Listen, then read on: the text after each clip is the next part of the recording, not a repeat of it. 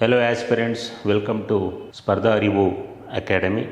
This is Srinivas. Friends, in this video, today I am going to discuss MGNRGA and VB Ramji Act. Okay. So ನಿನ್ನೆ ಏನು V B Ramji ಬಿಲ್ಲನ್ನು ಪಾರ್ಲಿಮೆಂಟಲ್ಲಿ pass ಮಾಡಿದ್ದಾರೆ. ಆ V B Ramji bill ಬಗ್ಗೆ ಮತ್ತು MGNRGA ಬಗ್ಗೆ ನಾನು ಈ ದಿನದ ತರಗತಿನಲ್ಲಿ ಡಿಸ್ಕಸ್ ಮಾಡ್ತೀನಿ. Okay, because this bill V B Ramji bill recently it is in controversy. ತುಂಬ ಕಾಂಟ್ರವರ್ಸಿ ಆಗಿದೆ, ದೇಶದಾದ್ಯಂತ ಇದ್ರ ಬಗ್ಗೆ ಚರ್ಚೆ ಆಗ್ತಾ ಇದೆ. Because V B G Ramji bill it is a complete replacement of MGNRGA. ಏನು ಇಂದಿನ ಕಾಂಗ್ರೆಸ್ ಸರ್ಕಾರ ಇನ್ 2005 ಒಂದು ಕಾಯ್ದೆಯನ್ನು ತಂದಿತ್ತು with respect to rural development MGNRGA ಅಂತ. ಅದರ ಒಂದು ಕಂಪ್ಲೀಟ್ ರೀಪ್ಲೇಸ್ಮೆಂಟು. ಸೊ ಅದನ್ನು ವಿ ಬಿ ರಾಮ್ಜಿ ಬಿಲ್ಲನ್ನು ನಿನ್ನೆ ಅಂದರೆ 18ನೇ ತಾರೀಕು ರಾಜ್ಯಸಭಾದಲ್ಲಿ ಪಾಸ್ ಮಾಡೋದ್ರ ಮೂಲಕ ಈಗ the bill is sent for president assent. ರಾಷ್ಟ್ರಪತಿಯವರ ಅಂಗೀಕಾರಕ್ಕೆ ಅದನ್ನು ಕಳಿಸ್ಕೊಟ್ಟಿದ್ದಾರೆ. ಹಾಗಾಗಿ ಈ ಬಿಲ್ ಬಗ್ಗೆ ದೇಶದಾದ್ಯಂತ ಚರ್ಚೆ ಆಗ್ತಾ ಇದೆ. Even Congress government criticised this V B Ramji bill. V B Ramji ಬಿಲ್ಲನ್ನು ಕಾಂಗ್ರೆಸ್ ಸರ್ಕಾರ and other opposition parties criticised this act ಅಥವಾ ಈ ಬಿಲ್ಲನ್ನು. ಇನ್ನೂ ಆ್ಯಕ್ಟ್ ಆಗಿಲ್ಲ, ರಾಷ್ಟ್ರಪತಿಯವರು ಸೈನ್ ಮಾಡಿದ ಮೇಲೆ ಅದು ಆ್ಯಕ್ಟ್ ಆಗುತ್ತೆ. ಆ ಬಿಲ್ಲನ್ನು ಪ್ರತಿಪಕ್ಷಗಳು, ಕಾಂಗ್ರೆಸ್ ಸೇರಿದಂತೆ ಎಲ್ಲ ಪ್ರತಿಪಕ್ಷಗಳು ಕಟುವಾಗಿ ಟೀಕೆ ಮಾಡ್ತಾ ಇದ್ದಾವೆ. ಬಿಕಾಸ್ ಇಲ್ಲಿ MGNRGAನಲ್ಲಿ ಮಹಾತ್ಮ ಗಾಂಧಿ ಅನ್ನೋ ಒಂದು ಮಹಾತ್ಮ ಗಾಂಧಿ ಹೆಸರಿನಲ್ಲಿ ಆ ಒಂದು ಕಾಯ್ದೆಯನ್ನು ಜಾರಿಗೆ ತಂದಿತ್ತು 2005 ಕಾಂಗ್ರೆಸ್ ಗೌರ್ಮೆಂಟ್. ಈಗ ಆ ಮಹಾತ್ಮ ಗಾಂಧಿ ಹೆಸರನ್ನು ಕೇಂದ್ರ ಸರ್ಕಾರ, ಪ್ರೆಸೆಂಟ್ ಕೇಂದ್ರ ಸರ್ಕಾರ ಕೈಬಿಟ್ಟಿದೆ. ಸೊ ಹಾಗಾಗಿ ಮಹಾತ್ಮ ಗಾಂಧಿ ಆ ಬದಲಿಗೆ ರಾಮ್ಜಿ ಅನ್ನೋ ಹೆಸರನ್ನು ಸೇರಿಸಿದೆ. ಹಾಗಾಗಿ it is N second assassination of Mahatma Gandhi. Mahatma ಗಾಂಧಿಯ ಎರಡನೇ ಕೊಲೆ ಅಂತ ಹೇಳಿ ಕಾಂಗ್ರೆಸ್ ಸರ್ಕಾರ ಅದನ್ನು ಟೀಕೆ ಮಾಡಿದೆ. ಏನು ಇಂದಿನ MGNRGAಯನ್ನು ರೂಪಿಸಿರ್ತಾರೆ ಒಬ್ಬ ಆರ್ಥಿಕ ತಜ್ಞ ಡಾಕ್ಟರ್ ಡೀನ್ ಡ್ರೀಜೆ ಇವರು ಕೂಡ ಇದನ್ನು ಈ ಒಂದು ವಿ ಬಿ ಜಿ ರಾಮ್ಜಿ ಒಂದು ಆ್ಯಕ್ಟನ್ನು ಕಸದ ಬುಟ್ಟಿಗೆ ಹಾಕಬೇಕು ಅಂತ ಹೇಳಿದ್ದಾರೆ. ಓಕೆ, ಹಾಗಾಗಿ that we B Ramji bill recently it is in controversy. ದೇಶದಾದ್ಯಂತ ಅದ್ರ ಬಗ್ಗೆ ಚರ್ಚೆ ಆಗ್ತಾ ಇದೆ. ಈ ದಿನ ತರಗತಿನಲ್ಲಿ ನಾವು MGNRGA ಮತ್ತು V B G Ramji bill ಎರಡರ ನಡುವಿನ ಸಿಮಿಲ್ಯಾರಿಟೀಸ್ ಮತ್ತು ಡಿಸಿಮಿಲ್ಯಾರಿಟೀಸ್, ಸಾಮ್ಯತೆ ಅಥವಾ ಅಸಾಮ್ಯತೆ ಇತ್ಯಾದಿಗಳನ್ನು ನಾವು ಈ ದಿನದ ತರಗತಿನಲ್ಲಿ ಡಿಸ್ಕಸ್ ಮಾಡೋಣ. ಬೋತ್ ಆರ್ ಆ್ಯಕ್ಟ್, ಎರಡು ಕೂಡ ಕಾಯ್ದೆಗಳೇ. ಓಕೆ, ಈ ಎರಡು ಕಾಯ್ದೆಗಳ ನಡುವೆ ಇರುವ ಸಿಮಿಲ್ಯಾರಿಟೀಸ್ ಮತ್ತು ಡಿಸಿಮಿಲ್ಯಾರಿಟೀಸನ್ನು ನೋಡೋಣ. ಓಕೆ, ಈ ಕಾಯ್ದೆ ಎಕ್ಸಾಮಿನೇಷನ್ ದೃಷ್ಟಿಯಿಂದ MGNRGA ಇರ್ಬೋದು, ವಿ ಬಿ ಜಿ ರಾಮ್ಜಿ ಇರ್ಬೋದು, both are very very important in the examination point of view. Because both are act, ಎರಡು ಕೂಡ ಆ್ಯಕ್ಟ್ಗಳಾಗಿದ್ದಾವೆ. Passed by both houses of the parliament. Okay, ಎರಡು ಸದನಗಳಲ್ಲಿ ಪಾಸ್ ಆದಮೇಲೆ ಆ್ಯಕ್ಟ್ ಆಗುತ್ತೆ. ಹಾಗಾಗಿ ಎರಡೂ ಕೂಡ ಕಾಯ್ದೆಗಳೇ, ಎರಡೂ ಕೂಡ ಪ್ರೋಗ್ರಾಮ್ಗಳಲ್ಲ, ಎರಡು ಯೋಜನೆಗಳಲ್ಲ. ಇದು ಬೇಸಿಕಲಿ MGNRGA ಮತ್ತು ವಿ ಬಿ ಜಿ ರಾಮ್ಜಿ ಎರಡೂ ಕೂಡ ಕಾಯ್ದೆಗಳೇ ಆಗಿರ್ತವೆ. ಹಾಗಾಗಿ ವೆರಿ ವೆರಿ ಇಂಪಾರ್ಟೆಂಟ್. ಇನ್ನು MGNRGA ಬಿಲ್ ಪಾಸ್ಡ್ ಇನ್ 2005, 2005 ಇದನ್ನು ಪಾಸ್ ಮಾಡ್ತಾರೆ. ಈಗ 2025 ಅಂದರೆ MGNRGA ಬಂದು 25 ಇಯರ್ಸ್ ಆಗಿದೆ. ಹಾಗಾಗಿ important. V B G Ramji, ಏಕೆಂದರೆ ಇದು ಸೆಂಟ್ರಲ್ ಗೌರ್ನಮೆಂಟು ಆಂಬಿಷಿಯಸ್ ಒಂದು ಪ್ರೋಗ್ರಾಮ್ ಆಗಿರೋದ್ರಿಂದ ಏನು ಸೆಂಟ್ರಲ್ ಎಕ್ಸಾಮ್ಸ್ಗೆ, ಇನ್ನು UPSC ಅಥವಾ ಸೆಂಟ್ರಲ್ ಎಕ್ಸಾಮ್ಸ್ಗೆ ಅದು ಕೇಳ್ತಾರೆ. ಏಕೆಂದರೆ ಅತಿ ದೊಡ್ಡ ಗ್ರಾಮೀಣ ಉದ್ಯೋಗ ಕಾರ್ಯಕ್ರಮ. ಓಕೆ, ಅದರಿಂದ ಎಲ್ಲ ಸೆಂಟ್ರಲ್ ಎಕ್ಸಾಮ್ಸಲ್ಲೂ ಕೇಳೋ ಸಾಧ್ಯತೆ ಇರುತ್ತೆ. UPSCಲಿರ್ಬೋದು, UPSC ಪ್ರಿಲಿಮ್ಸಲ್ಲಿರ್ಬೋದು, ಮೇನ್ಸಲ್ಲಿರ್ಬೋದು, ಈವನ್ ಇಂಟರ್ವ್ಯೂನಲ್ಲೂ ಕೂಡ ಕೇಳೋ ಸಾಧ್ಯತೆ ಇರುತ್ತೆ. ಅದ್ರ ಬಗ್ಗೆ ನಾನು ಇವತ್ತು ಡಿಸ್ಕಸ್ ಮಾಡ್ತೀನಿ. ಅದೇ ಥರ MGNRGA 2005 ತರ್ತಾರೆ, 2025 ಈಗ ಹಾಗಾಗಿ ಈ ಆ್ಯಕ್ಟ್ ಪಾಸ್ ಆಗಿ 20 ಇಯರ್ಸ್ ಆಗಿದೆ, 20 ವರ್ಷ ಆಗಿದೆ. ಹಾಗಾಗಿ ಎಲ್ಲ ಸ್ಟೇಟ್ ಗೌರ್ನಮೆಂಟ್ ಎಕ್ಸಾಮ್ಸಲ್ಲೂ ಇಂಪಾರ್ಟೆಂಟು. ಎಲ್ಲೆಲ್ಲಿ BJP ಸರ್ಕಾರ ಇರುತ್ತೋ ಅಲ್ಲೆಲ್ಲ VB G ಇಂಪಾರ್ಟೆಂಟ್. ಆದರೆ ಎಲ್ಲೆಲ್ಲಿ ಕಾಂಗ್ರೆಸ್ ಗೌರ್ನಮೆಂಟ್ಗಳಿರ್ತವೋ ಅಲ್ಲೆಲ್ಲ MGNRGA ಇಂಪಾರ್ಟೆಂಟ್ ಆಗುತ್ತೆ. ಈಗ ಪ್ರೆಸೆಂಟ್ ಕರ್ನಾಟಕದಲ್ಲಿ ಕಾಂಗ್ರೆಸ್ ಸರ್ಕಾರ ಇರೋದ್ರಿಂದ ನಿಮಗೆ MGNRGA ಆ್ಯಕ್ಟನ್ನು ಕೇಳೋ ಸಾಧ್ಯತೆ ಇರುತ್ತೆ. 2005 ಪಾಸ್ ಮಾಡ್ತಾರೆ, 2025ಗೆ 20 ಇಯರ್ಸು. ಅದೇ ಥರ MGNRGA it came into force in 2006. 2006ರಲ್ಲಿ ಅದು ಜಾರಿಗೆ ಬರುತ್ತೆ. ನೆಕ್ಸ್ಟ್ ಇಯರ್ಗೆ 2026ಗೆ 20 ಇಯರ್ಸ್, 20 ವರ್ಷ ಆಗುತ್ತೆ. ಹಾಗಾಗಿ 2025 ಮತ್ತು 2026 ಈ 2 ವರ್ಷ ಏನು ಎಕ್ಸಾಮ್ಸ್ ನಡೆಯುತ್ತೆ, ಈ ಎಕ್ಸಾಮ್ಸಲ್ಲಿ MGNRGA ನಮ್ಮ ಸ್ಟೇಟ್ ಎಕ್ಸಾಮ್ಸಲ್ಲಿ ಈ KS ಅಲ್ಲಿರ್ಬೋದು, ಪ್ರಿಲಿಮ್ಸಲ್ಲಿರ್ಬೋದು, ಮೇನ್ಸಲ್ಲಿರ್ಬೋದು, ಇವನ್ SAನಲ್ಲೂ ಕೂಡ ಕೇಳ್ತಾರೆ. PSI SAನಲ್ಲೂ ಕೂಡ MGNRGA ಬಗ್ಗೆ ಬರ್ಬೋದು, ಅಥವಾ VB G ಬಗ್ಗೆ ಕೇಳ್ಬೋದು.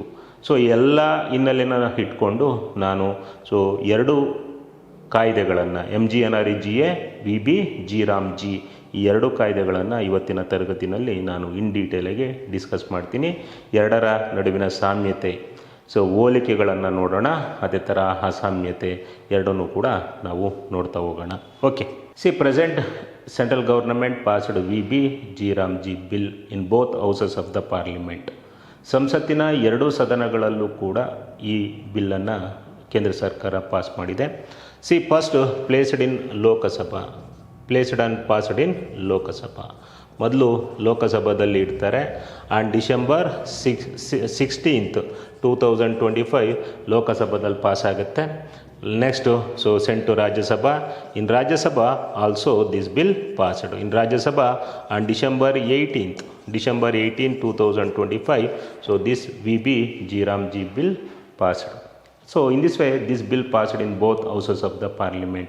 ಸಂಸತ್ತಿನ 2 ಸದನಗಳಲ್ಲಿ ಈ ಮಸೂದೆ ಪಾಸ್ ಆಗಿದೆ. Now the bill is sent for president asset.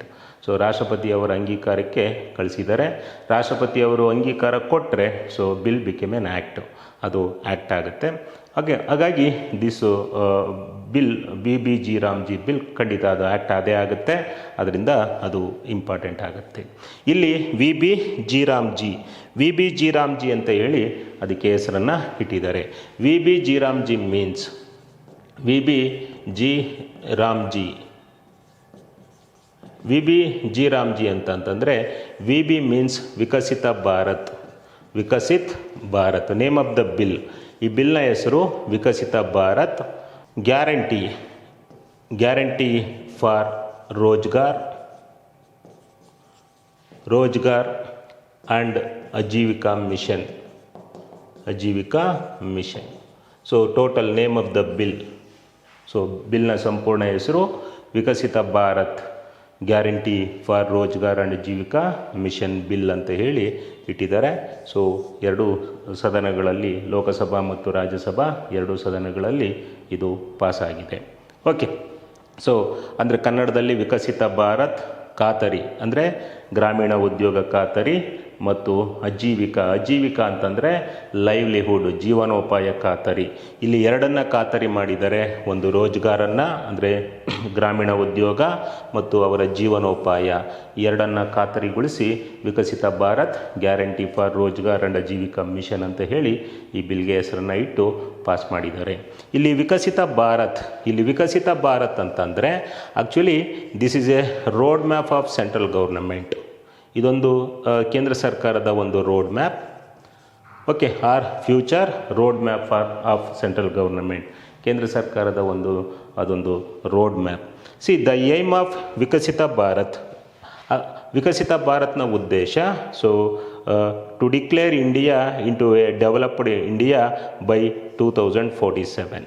2047ರ ಹೊತ್ತಿಗೆ ಭಾರತವನ್ನು ಅಭಿವೃದ್ಧಿ ಹೊಂದಿದ ಭಾರತ ಅಂತ ಘೋಷಣೆ ಮಾಡೋದು ಇದರ ಉದ್ದೇಶ. ವಿಕಸಿತ ಭಾರತ್ ಮೀನ್ಸ್ ಡೆವಲಪ್ಡ್ ಇಂಡಿಯಾ, ಅಭಿವೃದ್ಧಿ ಹೊಂದಿದ ಭಾರತ. ಅಭಿವೃದ್ಧಿ ಹೊಂದಿದ ಭಾರತ ಅಂತ ಹೇಳಿ ಇದು ವಿಕಸಿತ ಭಾರತ್ ಅಂತಂದರೆ, ಇನ್ನು ವಿಕಸಿತ ಭಾರತ್ ಮಿಷನ್ನ ಉದ್ದೇಶ aim to declare India into developed India by 2047. 2047ರ ಹೊತ್ತಿಗೆ ಭಾರತಕ್ಕೆ ಒಂದು ಅಭಿವೃದ್ಧಿ ಹೊಂದಿದ ಸ್ಥಾನಮಾನವನ್ನು ನೀಡೋದು ವಿಕಸಿತ ಭಾರತ್ ಮಿಷನ್ನ ಉದ್ದೇಶ. ಓಕೆ, ಹಾಗಾಗಿ Viksit Bharat guarantee for Rozgar and Aajeevika mission ಅಂತ ಇದಕ್ಕೆ ಹೆಸರನ್ನು ಇಟ್ಟಿದ್ದಾರೆ. ಇಲ್ಲಿ 2047ಕ್ಕೆ ಏನನ್ನು ಇಟ್ಕೋತಾರೆ ಅಂತಂದರೆ, ಸೊ 1947ಇಂದ ಅಂದರೆ ಇಂಡಿಯಾಗೆ ಸ್ವಾತಂತ್ರ್ಯ ಬಂದು 100 ವರ್ಷ ಆಗುತ್ತೆ 2047ಗೆ. ಹಾಗಾಗಿ ಆ 100 ವರ್ಷದ ಸಂದರ್ಭದಲ್ಲಿ ಭಾರತವನ್ನು ಅಭಿವೃದ್ಧಿ ಹೊಂದಿದ ಭಾರತ ಅಂತ ಘೋಷಣೆ ಮಾಡೋದು ಇದರ ಉದ್ದೇಶ. Actually Viksit Bharat is a central government mission. It is a central government national mission and vision. Okay, its aim is to declare India into a developed India by 2047. ಅದರ ಉದ್ದೇಶ ಆಗಿರುತ್ತೆ.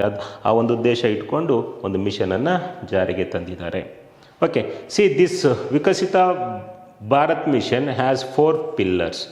4 ಸ್ತಂಭಗಳನ್ನು ಅಥವಾ 4 ಗುರಿಗಳನ್ನು ಇದು ಒಳಗೊಂಡಿದೆ. 4 ಎಲಿಮೆಂಟ್ಸನ್ನು ಇದು ಒಳಗೊಂಡಿದೆ. ಒಂದು ಯುವ ಅಂದರೆ ಯುವಕರನ್ನು ಗುರಿಯಾಗಿಟ್ಕೊಂಡು ಈ ಮಿಷನನ್ನು ಜಾರಿಗೆ ತಂದಿದ್ದಾರೆ. ಯುವ ಮೀನ್ಸ್ ಯೂತ್. ನೆಕ್ಸ್ಟು ಗರೀಬ್ ಅಂತಂದರೆ ಪೂರ್, ಬಡವರನ್ನು ಗುರಿಯಾಗಿಟ್ಕೊಂಡು ತೆಗೆದುಕೊಬಂದಿದ್ದಾರೆ. ಆ್ಯಂಡ್ ವಿಮೆನ್ ಅಥವಾ ಮಹಿಳೆಯರನ್ನು ಅಥವಾ ವಿಮೆನ್ ಅವರನ್ನು ಗುರಿಯಾಗಿಟ್ಕೊಂಡು ತೆಗೆದುಕೊಂಡ್ಬಂದಿದ್ದಾರೆ. ಆ್ಯಂಡ್ ಅನ್ನದಾತ ಅಂದರೆ ಫಾರ್ಮರ್. ಈ 4 ಜನರನ್ನು ಗುರಿಯಾಗಿಟ್ಕೊಂಡು ವಿಕಸಿತ ಭಾರತ್ ಮಿಷನನ್ನು ಜಾರಿಗೆ ತರಲಾಗಿದೆ. Okay, and to achieve this, ಇದನ್ನು ಅಚೀವ್ ಮಾಡೋದಕ್ಕೆ ಸೆಂಟ್ರಲ್ ಗೌರ್ನಮೆಂಟ್ ಇನಿಷಿಯೇಟೆಡ್ 2 ಇನಿಷಿಯೇಟಿವ್ಸ್, 2 ಉಪಕ್ರಮಗಳನ್ನು ಕೇಂದ್ರ ಸರ್ಕಾರ ಜಾರಿಗೆ ತಂದಿದೆ. ಅಂದರೆ 2 ಕಾರ್ಯಕ್ರಮಗಳ ಮೂಲಕ ಈ ವಿಕಸಿತ ಭಾರತ ಗುರಿಯನ್ನು ಸಾಧಿಸೋದು ಕೇಂದ್ರ ಸರ್ಕಾರದ ಉದ್ದೇಶ ಆಗಿರುತ್ತೆ. ಅದರಲ್ಲಿ ಫಸ್ಟ್ ಒನ್ ಪ್ರಧಾನಮಂತ್ರಿ Viksit Bharat Rozgar Yojana.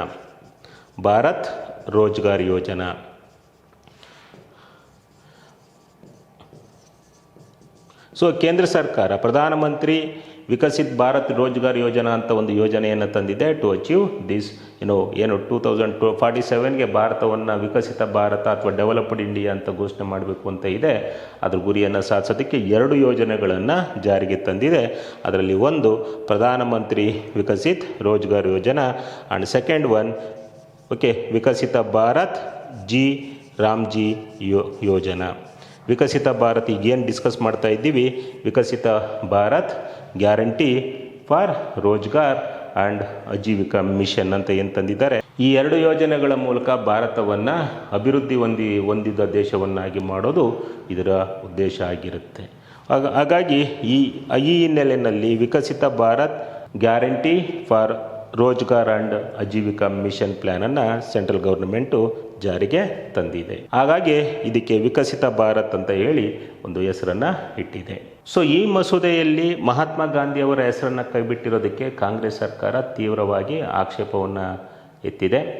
It is a second assassination of Gandhi and it is a great insult to ಗಾಂಧಿಗೆ ಮಾಡಿದ ಒಂದು ಇನ್ಸಲ್ಟ್ ಅಂತ ಹೇಳಿ ಕಾಂಗ್ರೆಸ್ನವರು ಇದನ್ನು ಕರೆದಿದ್ದಾರೆ. ಆದರೆ ಕೇಂದ್ರ ಸರ್ಕಾರ ಇದನ್ನು ಸಮರ್ಥಿಸ್ಕೊಂಡಿದೆ. ಸೊ ಇಂದಿನ ಅಗ್ರಿಕಲ್ಚರಲ್ ಮಿನಿಸ್ಟರ್ ಶಿವರಾಜ್ ಸಿಂಗ್ ಚೌಹಾಣ್ ಅವರು ಅದನ್ನು ಸಮರ್ಥಿಸ್ಕೊಂಡಿದ್ದಾರೆ. ಏನಂತ ಸಮರ್ಥಿಸ್ಕೊಂಡಿದ್ದಾರೆ ಅಂತ ಅಂದರೆ, ಗಾಂಧಿಯ ಕನಸು ಅಂದರೆ ಏನು? ಗ್ರಾಮ ಸ್ವರಾಜ್ಯ.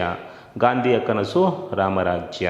ಸೊ ಗಾಂಧಿಯ ಕನಸು ಗ್ರಾಮ ಸ್ವರಾಜ್ಯ ಮತ್ತು ಗಾಂಧಿಯ ಕನಸು ರಾಮರಾಜ್ಯ ಆಗಿರೋದ್ರಿಂದ ಆ ಗಾಂಧಿಯ ಕನಸನ್ನು ನನಸು ಮಾಡೋದ್ರಲ್ಲಿ ಆ ರಾಮ್ಜಿ ಅನ್ನೋ ಹೆಸರನ್ನ, ಅಂದರೆ ರಾಮರಾಜ್ಯವನ್ನು ಸಾಧಿಸೋ ಸಲುವಾಗಿ ನಾವು ರಾಮ್ಜಿ ಅನ್ನೋ ಹೆಸರನ್ನ ಇಟ್ಟಿದ್ದೀವಿ ಅಂತ ಹೇಳಿ ಕೇಂದ್ರ ಸರ್ಕಾರ ಅದನ್ನು ಸಮರ್ಥಿಸ್ಕೊಂಡಿದೆ. ಇನ್ನು 2 ಆ್ಯಕ್ಟ್ಗಳ ಬಗ್ಗೆ ನಾವು ಡಿಸ್ಕಸ್ ಮಾಡೋದಾದರೆ, ಫಸ್ಟು MGNREG ಆ್ಯಕ್ಟನ್ನು ನೋಡೋಣ. ಆಮೇಲೆ ಏನೆಲ್ಲ ಚೇಂಜಸನ್ನು ಮಾಡಿದ್ದಾರೆ. Actually, VBG-Ramji Act is not a amendment of MGNREGA Act. ಇದು MGNREG Actನ ತಿದ್ದುಪಡಿ ಅಲ್ಲ. It is complete replacement of MGNREGA. ಏನು ಕಾಂಗ್ರೆಸ್ ಸರ್ಕಾರ MGNREGA ಅಂತ ಹೇಳಿ ಒಂದು ಕಾಯ್ದೆಯನ್ನು ಜಾರಿಗೆ ತಂದಿತ್ತು, ಅದರ ಸಂಪೂರ್ಣ ರೂಪಾಂತರ. ಸಂಪೂರ್ಣ ರೂಪಾಂತರವಾಗಿ MGNREGAನ ಕಂಪ್ಲೀಟ್ ಮೆಟಪಾನ್ಪೈಸಿಸ್ ಆಗಿ VBG-Ramji ಬಿಲ್ಲು ಕೇಂದ್ರ ಸರ್ಕಾರ ಸಂಸತ್ತಲ್ಲಿ ಮಂಡಿಸಿ ಪಾಸ್ ಮಾಡಿಕೊಂಡಿದೆ. ಆದ್ರೂ ಕೂಡ ಕೆಲವು ಪ್ರಾವಿಷನ್ಸನ್ನು ಹಾಗೆ ಉಳಿಸ್ಕೊಂಡಿದೆ. ಏನು MGNREGA ಏನು ಪ್ರಾವಿಷನ್ಸ್ ಇದ್ವು, ಕೆಲವೊಂದು ಪ್ರಾವಿಷನ್ಸನ್ನು ಹಾಗೆ ಉಳಿಸ್ಕೊಂಡು by retaining some provisions of MGNREGA act present government passed VB-G Ramji bill. VB-G Ramji ಬಿಲ್ಲನ್ನು ಪಾಸ್ ಮಾಡಿದೆ.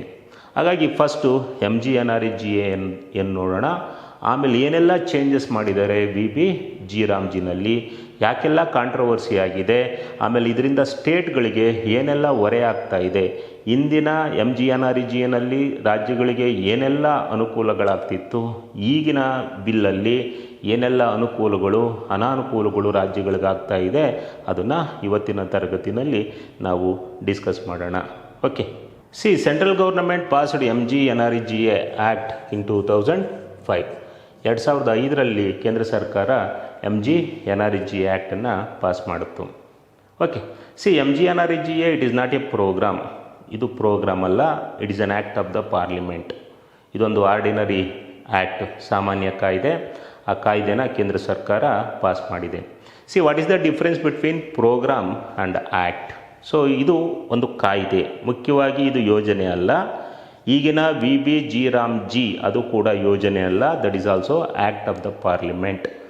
ಯೋಜನೆಗೂ ಆ್ಯಕ್ಟ್ಗೂ ಏನು ಡಿಫ್ರೆನ್ಸ್ ಇರುತ್ತೆ ಅಂತಂದರೆ, ಯೋಜನೆ ಅಂತಂದರೆ ಸರ್ಕಾರಗಳಿಗೆ ಮ್ಯಾಂಡೇಟರಿ ಇರಲ್ಲ, ಕಡ್ಡಾಯ ಇರಲ್ಲ, ಇಂಪ್ಲಿಮೆಂಟ್ ಮಾಡ್ಬೋದು ಬಿಡ್ಬೋದು. ಆದರೆ ಆ್ಯಕ್ಟ್ ಆದಾಗ ಅದು ಕಡ್ಡಾಯ ಆಗಿರುತ್ತೆ, ಇಂಪ್ಲಿಮೆಂಟ್ ಮಾಡಬೇಕಾಗಿರುತ್ತೆ. ಸರ್ಟನ್ ರೈಟ್ಸನ್ನು ಕೊಟ್ಟಿರ್ತಾರೆ. ಯಾರಿಗೆ ರೈಟ್ಸನ್ನು ಕೊಟ್ಟಿರ್ತಾರೆ? ಏನು ಡೈಲಿ ವೇಜ್ ವರ್ಕರ್ಸ್ ಇರ್ತಾರೆ, ಕೂಲಿ ಕಾರ್ಮಿಕರು ಇರ್ತಾರೆ, ಅವ್ರಿಗೆ ರೈಟ್ಸನ್ನು ಕೊಟ್ಟಿರ್ತಾರೆ. ಹಾಗಾಗಿ MGNREGAನಲ್ಲೂ ರೈಟ್ಸನ್ನು ಕೊಟ್ಟಿದ್ದಾರೆ, VB-G Ramji ಆ್ಯಕ್ಟಲ್ಲೂ ಕೂಡ ರೈಟ್ಸನ್ನು ಕೊಟ್ಟಿದ್ದಾರೆ. ಅದನ್ನು ನೋಡೋಣ. ಹಾಗಾಗಿ MGNREGA it is not A bill, it is an act of the parliament. ಇದೊಂದು ಸಂಸತ್ತಿನ ಕಾಯ್ದೆ, ಪಾಸ್ಡ್ ಇನ್ 2005. 2005ರಲ್ಲಿ ಇದನ್ನು ಪಾಸ್ ಮಾಡ್ತಾರೆ. And it came into force in 2006. 2006ರಲ್ಲಿ ಇದು ಜಾರಿಗೆ ಬರುತ್ತೆ. ಹಿಂದೆ MGNREGAಗಿಂತ ಹಿಂದೆ ಹಲವಾರು ಎಂಪ್ಲಾಯ್ಮೆಂಟ್ ಜನರೇಷನ್ ಪ್ರೋಗ್ರಾಮ್ಸ್ ಇದ್ವು. ಆ ಎಲ್ಲ ಕಾರ್ಯಕ್ರಮಗಳಿಗಿಂತ ಭಿನ್ನ MGNREGA ಆಗಿರ್ಬೋದು, VB-G Ramji ಇರ್ಬೋದು. ಯಾಕೆಂದರೆ ಹಿಂದೆ MGNREGAಗಿಂತ ಮುಂಚೆ central government initiated and implemented some programmes like CDP, community development programme ಅಂತ ತೆಗೆದುಕೊಬಂದರು.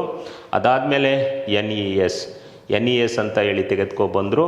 ಅದಾದಮೇಲೆ IREP, integrated rural employment programme ಅಂತ ಹೇಳಿ ತೆಗೆದುಕೊಬಂದರು.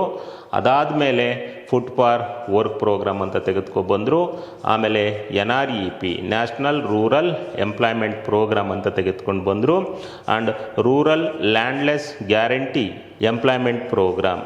Rural landless guarantee employment programme ಅಂದರೆ ಗ್ರಾಮೀಣ ಭೂರಹಿತ ಕೃಷಿಕರಿಗೆ ಉದ್ಯೋಗ ಖಾತರಿ ಯೋಜನೆ ಅಂತ 1983ನಲ್ಲಿ ತೆಗೆದುಕೊಂಡು ಬಂದರು. ಅದಾದಮೇಲೆ ಎಂಪ್ಲಾಯ್ಮೆಂಟ್ ಅಶ್ಯೂರೆನ್ಸ್ ಸ್ಕೀಮನ್ನು ತೆಗೆದುಕೊಂಡು ಬಂದರು. ಜವಾಹರ್ ರೋಜ್ಗಾರ್ ಯೋಜನಾ ಅಂತ ತೆಗೆದುಕೊಂಡು ಬಂದರು. ಅದಾದಮೇಲೆ next food for work programme. ಇಂದಿನ ಎಲ್ಲ ಗ್ರಾಮೀಣಾಭಿವೃದ್ಧಿ ಕಾರ್ಯಕ್ರಮಗಳನ್ನು ಮರ್ಜ್ ಮಾಡಿ ಫುಡ್ ಫಾರ್ ವರ್ಕ್ ಪ್ರೋಗ್ರಾಮ್ ಅಂತ ಮನಮೋಹನ್ ಸಿಂಗ್ ಗೌರ್ನಮೆಂಟ್ 2004ರಲ್ಲಿ ಅದನ್ನು ಜಾರಿಗೆ ತಂತು. ಅದಾದ ನಂತರ ಇಂದಿನ ಎಲ್ಲ ಗ್ರಾಮೀಣ ಉದ್ಯೋಗಾಧಾರಿತ ಕಾರ್ಯಕ್ರಮಗಳನ್ನು ಮರ್ಜ್ ಮಾಡಿ NREGA ಅಂತ ಹೇಳಿ 2005ರಲ್ಲಿ ಜಾರಿಗೆ ತಂತು. ಅಂದರೆ ಗ್ರಾಮೀಣ ಭಾಗದ ಜನರಿಗೆ ಉದ್ಯೋಗ ಖಾತರಿಯನ್ನು, ಎಂಪ್ಲಾಯ್ಮೆಂಟ್ ಗ್ಯಾರಂಟಿಯನ್ನು ಕೊಡೋ ದೃಷ್ಟಿಯಿಂದ NREGA ಅಂತ ಹೇಳಿ 2005ರಲ್ಲಿ ಅದನ್ನು ಒಂದು ಆ್ಯಕ್ಟನ್ನು ಪಾಸ್ ಮಾಡಿದ್ರು, ಉದ್ಯೋಗ ಖಾತರಿ ಮಾಡಲಿಕ್ಕೆ. ಅಂದರೆ ಈ ಎಲ್ಲ ಪ್ರೋಗ್ರಾಮಲ್ಲೂ ಉದ್ಯೋಗ ಖಾತರಿ ಇರಲಿಲ್ಲ, ಎಂಪ್ಲಾಯ್ಮೆಂಟ್ ಗ್ಯಾರಂಟಿ ಇರಲಿಲ್ಲ. ಇಲ್ಲಿ EG ಅಂದರೆ ಎಂಪ್ಲಾಯ್ಮೆಂಟ್ ಗ್ಯಾರಂಟಿಯನ್ನು, ಉದ್ಯೋಗ ಖಾತರಿಯನ್ನು ಮಾಡಲಿಕ್ಕೆ NREGA ಅಂತ 2005ರಲ್ಲಿ ಜಾರಿಗೆ ತಂದು ಒಂದು ಆ್ಯಕ್ಟನ್ನು ಪಾಸ್ ಮಾಡಿದ್ರು. This NREGA it came into force in 2006 February 2 2006 ಅದು ಜಾರಿಗೆ ಬಂತು. ಎಲ್ಲಿ ಉದ್ಘಾಟನೆ ಮಾಡಿದ್ರು ಅಂದರೆ this NREGA national rural employment guarantee act ಅಥವಾ ಪ್ರೋಗ್ರಾಮ್. ಜನರಲಿ ನಾವು ಪ್ರೋಗ್ರಾಮ್ ಅಂತ ಹೇಳಿ ಅದನ್ನು ಉಚ್ಚಾರ ಮಾಡ್ತೀವಿ, ಅದು ಪ್ರೋಗ್ರಾಮ್ ಅಲ್ಲ, ಅದು ಆ್ಯಕ್ಟ್. ಈ ಆ್ಯಕ್ಟನ್ನು ಎಲ್ಲಿ ಪ್ರಾರಂಭ ಮಾಡಿದ್ರು ಅಂದರೆ ಅಟ್ ಪೋಚಂಪಲ್ಲಿನಲ್ಲಿ ಪ್ರಾರಂಭ ಮಾಡಿದ್ರು. ಸೊ ಅಲ್ಲಿ ಉದ್ಘಾಟನೆಯನ್ನು ಮಾಡಿದ್ರು. ಪೋಚಂಪಲ್ಲಿ ಪ್ರೆಸೆಂಟ್ ತೆಲಂಗಾಣ ರಾಜ್ಯದಲ್ಲಿ ಬರುತ್ತೆ. ಯಾದಾದ್ರಿ ಭುವನಗಿರಿ ಜಿಲ್ಲೆನಲ್ಲಿ ಬರುತ್ತೆ. ಅಂದರೆ ಆಗ ಅದು ಆಂಧ್ರದಲ್ಲಿತ್ತು. ಆಗ 2006 ಅದು ಆಂಧ್ರದಲ್ಲಿತ್ತು. ಈಗ ತೆಲಂಗಾಣದಲ್ಲಿ ಬರುತ್ತೆ, ಯಾದಾದ್ರಿ ಭುವನಗಿರಿ ಜಿಲ್ಲೆಯಲ್ಲಿ. ಅಲ್ಲಿ ಸೊ ಈ ಒಂದು ಪ್ರೋಗ್ರಾಮನ್ನು ಉದ್ಘಾಟನೆ ಮಾಡಿದ್ರು. ನಿಮಗೆಲ್ಲ ಗೊತ್ತೇ ಇದೆ. ಆಗ ಆಂಧ್ರದ ಚೀಫ್ ಮಿನಿಸ್ಟರ್ ಪಾಪ್ಯುಲರ್ ಇರ್ತಾರೆ, YS ರಾಜಶೇಖರ್ ರೆಡ್ಡಿ ಅಂತ. ಅವರು ಸೋನಿಯಾ ಗಾಂಧಿ, ಮನಮೋಹನ್ ಸಿಂಗ್ ಅವ್ರನ್ನೆಲ್ಲ ಕರ್ಕೊಂಡು ಬಂದು ಸೊ ಪೋಚಂಪಲ್ಲಿನಲ್ಲಿ ಉದ್ಘಾಟನೆ ಮಾಡಿದ್ರು February 2, 2006. ಈ ಪೋಚಂಪಲ್ಲಿ 3 ದೃಷ್ಟಿಯಿಂದ important. Pochampally famous for sarees. Pochampally ಸೀರೆಗಳಿಗೆ ಪ್ರಖ್ಯಾತಿಯನ್ನು ಪಡೆಯುತ್ತೆ. ಈಗ ನಮ್ಮಲ್ಲಿ ಹೇಗೆ ಇಳಕಲ್ ಸೀರೆ ಅಂತ ಕರಿತೀವೋ, ಆಂಧ್ರ ತೆಲಂಗಾಣದಲ್ಲಿ ಪೋಚಂಪಲ್ಲಿ ಸೀರೆಗಳು ಫೇಮಸ್ಸು. ಆ ಸ್ಯಾರಿಗಳಿಗೆ ಜಿಯೋಗ್ರಫಿಕಲ್ ಇಂಡಿಕೇಶನ್ ಸಿಕ್ಕಿದೆ, ಅದರಿಂದ ಪೋಚಂಪಲ್ಲಿ ಇಂಪಾರ್ಟೆಂಟ್. ಇನ್ನೂ ಒಂದು ದೃಷ್ಟಿಯಿಂದ ಇಂಪಾರ್ಟೆಂಟ್, ಯಾಕೆಂದರೆ in 1951 Acharya Vinoba Bhave started Gramdan movement or Bhoodan movement. Bhoodan ಚಳುವಳಿ, ಗ್ರಾಮದಾನ್ ಚಳುವಳಿ, ಒಂದು ಲ್ಯಾಂಡ್ ರೀಫಾರ್ಮ್ ಮೂವ್ಮೆಂಟನ್ನು ಶುರು ಮಾಡ್ತಾರೆ. ಅದು ಶುರು ಮಾಡಿದ್ದು ಪೋಚಂಪಲ್ಲಿನಲ್ಲೇ. ಓಕೆ, ಸೊ ಅದನ್ನು ಒಂದು ದೊಡ್ಡ ಲ್ಯಾಂಡ್ ರೀಫಾರ್ಮ್ ಮೂವ್ಮೆಂಟನ್ನು ಶುರು ಮಾಡ್ತಾರೆ. ಭೂದಾನ್ ಚಳುವಳಿ, ಅದನ್ನು ಬ್ಲಡ್ ಲೆಸ್ ರೆವಲ್ಯೂಷನ್ ಅಂತ ಕರೀತಾರೆ, ರಕ್ತರಹಿತ ಕ್ರಾಂತಿ ಅಂತ ಕರೀತಾರೆ. ಅದು ಕೂಡ ಪ್ರಾರಂಭ ಆಗಿದ್ದು ಪೋಚಂಪಲ್ಲಿನಲ್ಲೇ. ಈ ಎಲ್ಲ ಹಿನ್ನೆಲೆಯಲ್ಲಿ NREGA ಆಲ್ಸೋ ಸೊ ಇನಾಗ್ಯುರೇಟೆಡ್ ಅಥವಾ ಉದ್ಘಾಟನೆ ಮಾಡಿದ್ದು ಕೂಡ ಪೋಚಂಪಲ್ಲಿನಲ್ಲೇ February 2.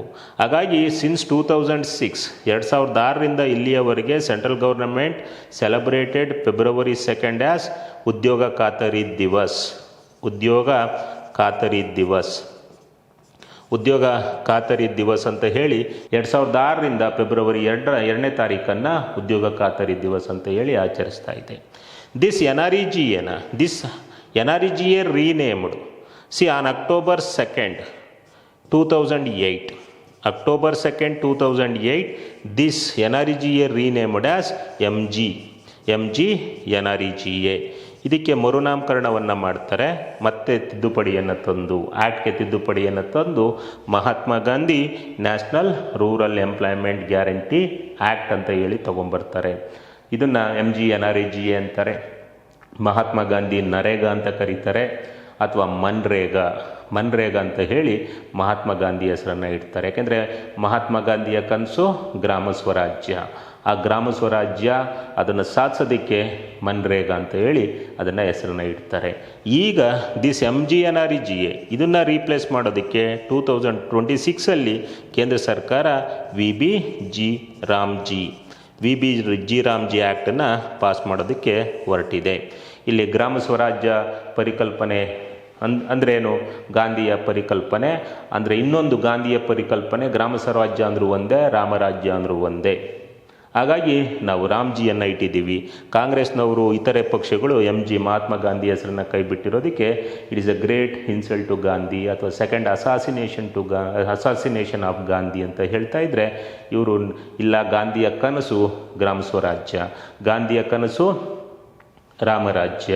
ಹಾಗಾಗಿ ನಾವು ಅದೇ ಉದ್ದೇಶಗಳನ್ನು ಇಟ್ಕೊಂಡು, ಗಾಂಧಿಯ ಉದ್ದೇಶಗಳನ್ನು ಇಟ್ಕೊಂಡು ರಾಮ್ಜಿ ಅಂತ ಹೆಸರನ್ನು ಇಟ್ಟಿದ್ದೀವಿ ಅಂತ ಹೇಳಿ ಸೊ ಶಿವರಾಜ್ ಸಿಂಗ್ ಚೌಹಾಣ್ ಅವರು ಅದಕ್ಕೆ ರಾಮ್ಜಿ ಅಂತ ಹೇಳಿ ಇಟ್ಟು ಒಂದು ಬಿಲ್ಲನ್ನು ಪಾಸ್ ಮಾಡಿದ್ದಾರೆ. ಈಗ ಪ್ರಸ್ತುತ ಲೋಕಸಭೆ, ರಾಜ್ಯಸಭಾದಲ್ಲಿ ಪಾಸಾಗಿ ಅದು ರಾಷ್ಟ್ರಪತಿಯವರ ಮುಂದೆ ಸೈನ್ಗೆ ಇಟ್ಟಿದ್ದಾರೆ. ನೋಡಬೇಕು, ರಾಷ್ಟ್ರಪತಿಯವರು ಸೈನ್ ಮಾಡಿದ ಮೇಲೆ ಸೊ ಮಸೂದೆ ಕಾಯ್ದೆ ಆಗುತ್ತೆ. ಇನ್ನು what are the features of MG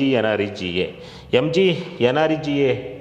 ಇದರ ಪ್ರಮುಖ ಉದ್ದೇಶಗಳು, ಆಬ್ಜೆಕ್ಟಿವ್ಸನ್ನು ನೋಡೋಣ, ಆಮೇಲೆ ಫೀಚರ್ಸನ್ನು ನೋಡೋಣ. ಆಬ್ಜೆಕ್ಟಿವ್ಸ್ ಅಥವಾ ಏಮ್ಸ್ ಆಫ್ MG NREGA.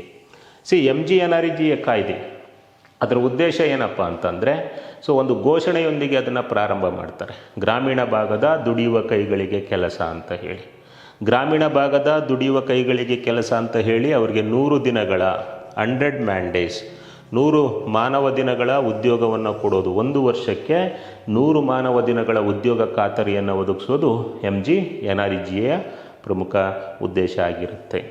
ಹಾಗಾಗಿ ಅವರು ಸೋಷಿಯಲ್ ಸೆಕ್ಯೂರಿಟಿ, ಸಾಮಾಜಿಕ ರಕ್ಷಣೆ, ಎಕನಾಮಿಕ್ ಸೆಕ್ಯೂರಿಟಿ, ಆರ್ಥಿಕ ರಕ್ಷಣೆಯನ್ನು ಒದಗಿಸೋದು. ಅಂದರೆ ಒಂದು ಗ್ರಾಮೀಣ ಭಾಗದ ಒಂದು ಕುಟುಂಬಕ್ಕೆ, ಒಂದು ಫ್ಯಾಮಿಲಿಗೆ, ಇಲ್ಲಿ ಒಬ್ಬ ವ್ಯಕ್ತಿಗಲ್ಲ, ಒಂದು ಕುಟುಂಬಕ್ಕೆ 100 ಮಾನವ ದಿನಗಳ ಉದ್ಯೋಗ ಒದಗಿಸೋದು MGNREGA ಪ್ರಮುಖ ಉದ್ದೇಶ ಆಗಿತ್ತು. ಯಾರು ಸ್ವಇಚ್ಛೆಯಿಂದ ಗ್ರಾಮ ಪಂಚಾಯಿತಿಗೆ ಅರ್ಜಿಯನ್ನು ಸಲ್ಲಿಸ್ತಾರೆ, ನಾನು ಕೆಲಸ ಮಾಡ್ತೀನಿ, ಕೆಲಸ ಕೊಡಿ ಅಂತ, ಅವರಿಗೆ ಒಂದು ವರ್ಷದಲ್ಲಿ, ಒಂದು ಆರ್ಥಿಕ ವರ್ಷದಲ್ಲಿ ಆ ಕುಟುಂಬಕ್ಕೆ 100 ಮಾನವ ದಿನಗಳ ಉದ್ಯೋಗನ ಒದಗಿಸೋದು MGNREGA ಉದ್ದೇಶ ಆಗಿತ್ತು. ಈ ಮೂಲಕ ಅವರಿಗೆ ಸಾಮಾಜಿಕ ರಕ್ಷಣೆ, ಆರ್ಥಿಕ ರಕ್ಷಣೆಯನ್ನು ಕೊಡುವಂಥದ್ದು. ಅದೇ ಥರ ಏನು ಆರ್ಟಿಕಲ್ 21ನಲ್ಲಿ ರೈಟ್ ಟು ವರ್ಕ್ ಅಂತ ಏನು ಕರೀತಾರೆ, ರೈಟ್ ಟು ವರ್ಕ್, ಓಕೆ, ಕೆಲಸದ ಹಕ್ಕು, ಆ ಕೆಲಸದ ಹಕ್ಕನ್ನು ಸಾಕಾರಗೊಳಿಸೋದು ಕೂಡ ಆಗಿರುತ್ತೆ. ಈಗ ರೈಟ್ ಟು ಹಕ್ ಅನ್ನೋದು according to supreme court under article 21 right to work is a fundamental right. 1978 Maneka ಕೇಸಲ್ಲಿ ಸುಪ್ರೀಂ ಕೋರ್ಟು ಕೆಲವೊಂದನ್ನು ಲೀಸ್ಟ್ ಮಾಡಿದೆ. ಯಾವ್ಯಾವುದು ಓಕೆ ಹಕ್ಕುಗಳು ಬರ್ತವೆ 21ನಲ್ಲಿ ಅಂತ ಹೇಳಿ, ಅದರಲ್ಲಿ ರೈಟ್ ಟು ಹಕ್ಕು, ಉದ್ಯೋಗದ ಹಕ್ಕು ಅಥವಾ ಕೆಲಸದ ಹಕ್ಕು, ಅದು ಕೂಡ ಒಂದು ಮಾನವನ ಹಕ್ಕು ಅಂತ ಸುಪ್ರೀಂ ಕೋರ್ಟ್ ಹೇಳಿದೆ. ಅದನ್ನು ನನಸು ಮಾಡಬೇಕು ಅಂತ ಹೇಳಿ, ಸೊ ಏನು 21ನಲ್ಲಿ ಹೇಳಿದೆ ಸುಪ್ರೀಂ ಕೋರ್ಟು, ಓಕೆ, ಅದನ್ನು ನೆನಸು ಮಾಡಬೇಕು ಅಂತ ಹೇಳಿ ಗ್ರಾಮೀಣ ಭಾಗದ ಒಂದು ಕುಟುಂಬಕ್ಕೆ ಯಾರು ದೈಹಿಕ ಅಕುಶಲ ಕೆಲಸ ಮಾಡೋದಕ್ಕೆ ಇಚ್ಛೆ ಪಡ್ತಾರೋ ಅವ್ರಿಗೆ 100 ಮಾನವ ದಿನಗಳ ಉದ್ಯೋಗ ಕೊಡೋದು ಇದರ ಉದ್ದೇಶ ಆಗಿತ್ತು. ಕೇವಲ 100 ಅಷ್ಟೇ ಅಲ್ಲ, ಸೊ ಕೆಲವೊಂದು ಸಂದರ್ಭಗಳಲ್ಲಿ 150 ಮ್ಯಾನ್ ಡೇಸ್ವರೆಗೂ ಉದ್ಯೋಗನ ಹೆಚ್ಚಳಕ್ಕೆ ಅದು ಅವಕಾಶ ಕೊಡುತ್ತೆ. ಅಂದರೆ ಇಲ್ಲಿ 100 ಮಾನವ ದಿನ ಅಲ್ಲ, ಕನಿಷ್ಠ 100 ಮಾನವ ದಿನ, ಮಿನಿಮಮ್ 100 days ವೇಜ್ ಎಂಪ್ಲಾಯ್ಮೆಂಟನ್ನು ಕೊಡಬೇಕು, ಕೂಲಿ ಉದ್ಯೋಗವನ್ನು ಕೊಡೋದು ಇದ್ರ ಉದ್ದೇಶ ಆಗಿತ್ತು. ಕೆಲವೊಂದು ಬ್ಯಾಕ್ವರ್ಡ್ ಏರಿಯಾಸಲ್ಲಿರ್ಬೋದು, ಓಕೆ, SC ST ಏರಿಯಾಸಲ್ಲಿರ್ಬೋದು, ಅಥವಾ ಶೆಡ್ಯೂಲ್ಡ್ ಟ್ರೈಬಲ್ ಏರಿಯಾಸಲ್ಲಿರ್ಬೋದು, ಮತ್ತು ಏನು ಕೋವಿಡ್ ಸಂದರ್ಭದಲ್ಲಿ ಇದನ್ನು 150 ದಿನಗಳಿಗೆ ಹೆಚ್ಚಿಸಲಾಗಿತ್ತು. ಓಕೆ, ಕನಿಷ್ಠ 100 ಮಾನವ ದಿನಗಳ ಉದ್ಯೋಗ ಕೊಡೋದು ಅದರ ಉದ್ದೇಶ ಆಗಿತ್ತು. ಆಮೇಲೆ second aim asset creation in rural area. Asset creation ಅಂದರೆ ಸ್ವತ್ತುಗಳ ನಿರ್ಮಾಣ. ಸೊ ಇದ್ರ ಮೂಲಕ ಸ್ವತ್ತುಗಳನ್ನು ನಿರ್ಮಾಣ ಮಾಡೋದು ಇದ್ರ ಒಂದು ಉದ್ದೇಶ ಆಗಿತ್ತು. ಸ್ವತ್ತುಗಳು ಅಂದರೆ ರಸ್ತೆ ಇರ್ಬೋದು, ಚರಂಡಿ ಇರ್ಬೋದು, ಶಾಲೆಯ ಕಟ್ಟಡ ಇರ್ಬೋದು, ಅಂಗನವಾಡಿ ಇರ್ಬೋದು, ಈ ಥರ ಒಂದು ಅಸೆಟ್, ಸಾಮುದಾಯಿಕ ಸ್ವತ್ತುಗಳು, ಕಮ್ಯುನಿಟಿ ಅಸೆಟನ್ನು ಒಂದು ನಿರ್ಮಾಣ ಮಾಡೋದು ಇದ್ರ ಉದ್ದೇಶ ಆಗಿತ್ತು. ಆ್ಯಂಡ್ ಟು ಥರ್ಡು ಏನು ಚೆಕ್ ರೂರಲ್ ಮೈಗ್ರೇಷನ್. ಸೊ ಗ್ರಾಮೀಣ ವಲಸೆಯನ್ನು ತಡೆಯೋದು ಇದ್ರ ಉದ್ದೇಶ ಆಗಿತ್ತು. ಏಕೆಂದರೆ ಗ್ರಾಮೀಣ ಭಾಗದಲ್ಲಿ ಕೇವಲ ವರ್ಷಕ್ಕೆ 4 ತಿಂಗಳು ಮಾತ್ರ ಕೆಲಸ ಇರುತ್ತೆ, ಉಳಿದ 8 ತಿಂಗಳು ಕೆಲಸ ಇರಲ್ಲ. ಅವರು ನಗರಕ್ಕೆ ವಲಸೆ ಬರ್ತಾರೆ. ಆ ಗ್ರಾಮೀಣ ವಲಸೆಯನ್ನು ತಡೆಯೋದು ಕೂಡ ಒಂದು ಇದರ ಉದ್ದೇಶ ಆಗಿತ್ತು. ಎಲ್ಲ ಉದ್ದೇಶಗಳನ್ನು ಇಟ್ಕೊಂಡು MGNREGA ಅನ್ನು ತೆಗೆದುಕೊಂಡು ಬರ್ತಾರೆ 2005ಅಲ್ಲಿ. ಅದು 2006ಇಂದ ಅದು ಜಾರಿಯಾಗುತ್ತೆ.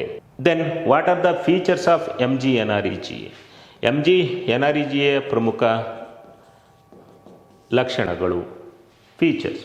ಅದರ ಲಕ್ಷಣಗಳನ್ನು ನೀವು ನೋಡಿದ್ರೆ, MGNREGA it is biggest programme, rural development programme in the world, or it is biggest rural employment generation programme in the world, entire history of mankind. ಇಡೀ ಮಾನವನ ಇತಿಹಾಸದಲ್ಲಿ ಅತಿ ದೊಡ್ಡ ಉದ್ಯೋಗ ಆಧಾರಿತ ಕಾರ್ಯಕ್ರಮ.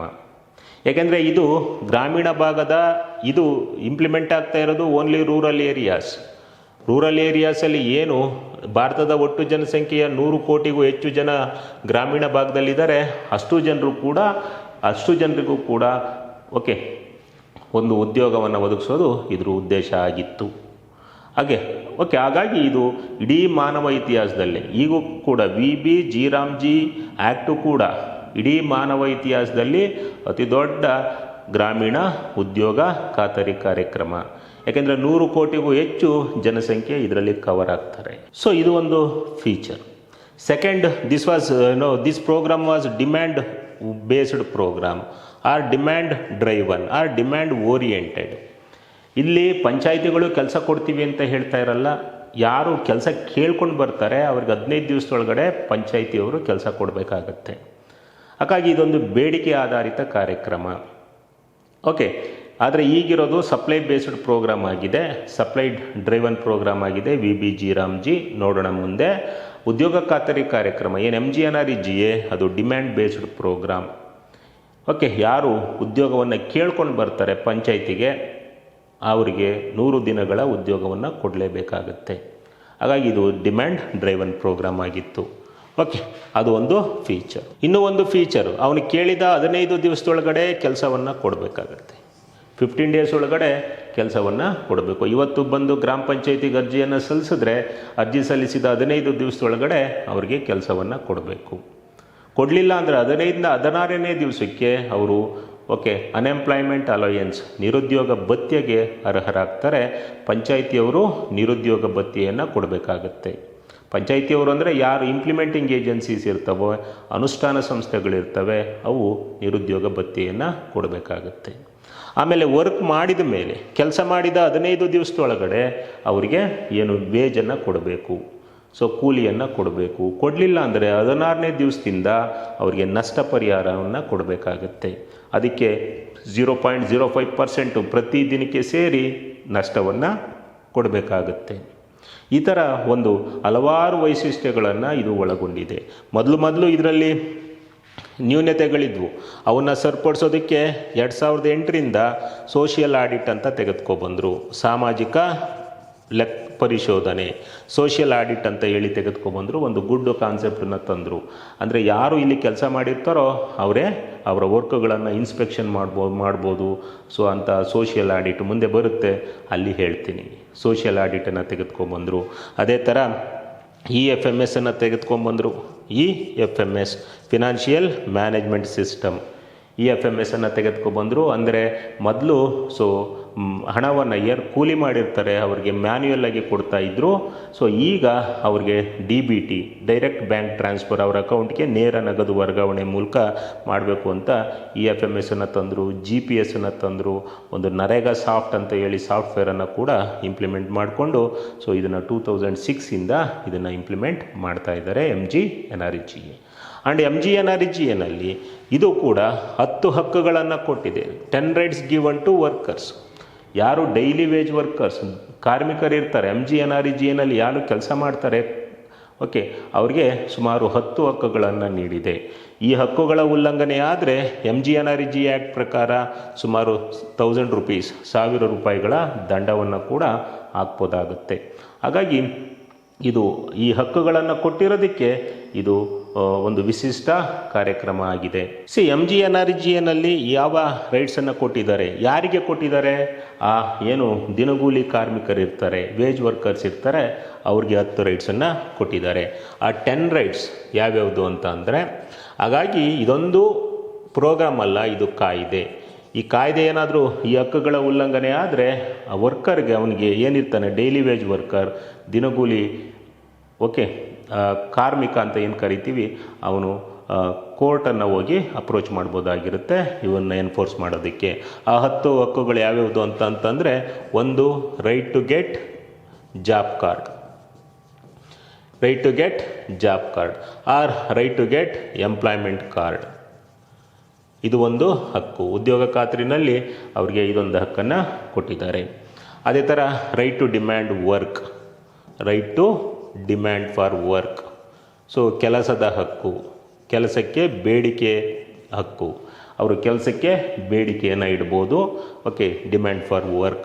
ಅದೇ ಥರ right to get work, right to get work within 15 days. 15 ದಿವಸದೊಳಗಡೆ ಉದ್ಯೋಗ ಪಡೆಯುವ ಹಕ್ಕು. ಉದ್ಯೋಗಕ್ಕೆ ಬೇಡಿಕೆನ ಇಡ್ಬೋದು, 15 ದಿವಸದೊಳಗಡೆ ಉದ್ಯೋಗವನ್ನು ಪಡ್ಕೋಬೇಕು. ಅದು ಒಂದು ಹಕ್ಕು ಅವ್ರಿಗೆ ಆಗಿರುತ್ತೆ. ಕೊಡಲಿಲ್ಲ ಅಂತಂದರೆ right to get unemployment allowance, right to get unemployment allowance.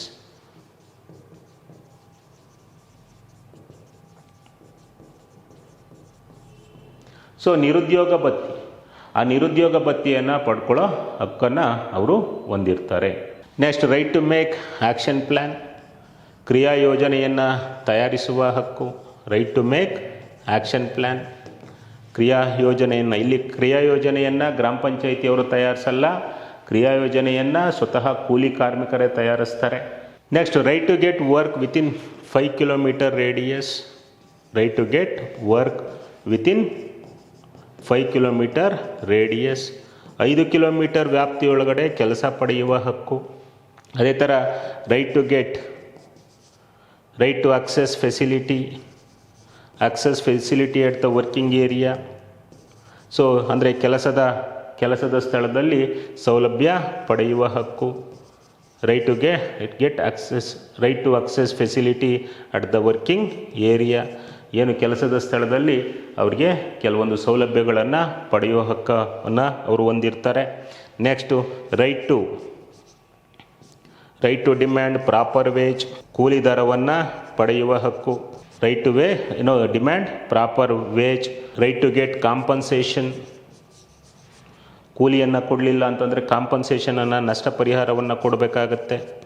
Right to get compensation, ಇದು ಒಂದು ಹಕ್ಕು. ಅದೇ ಥರ right to address public grievances. Right to address public grievances. ಅದೇ ಥರ right to conduct social audit.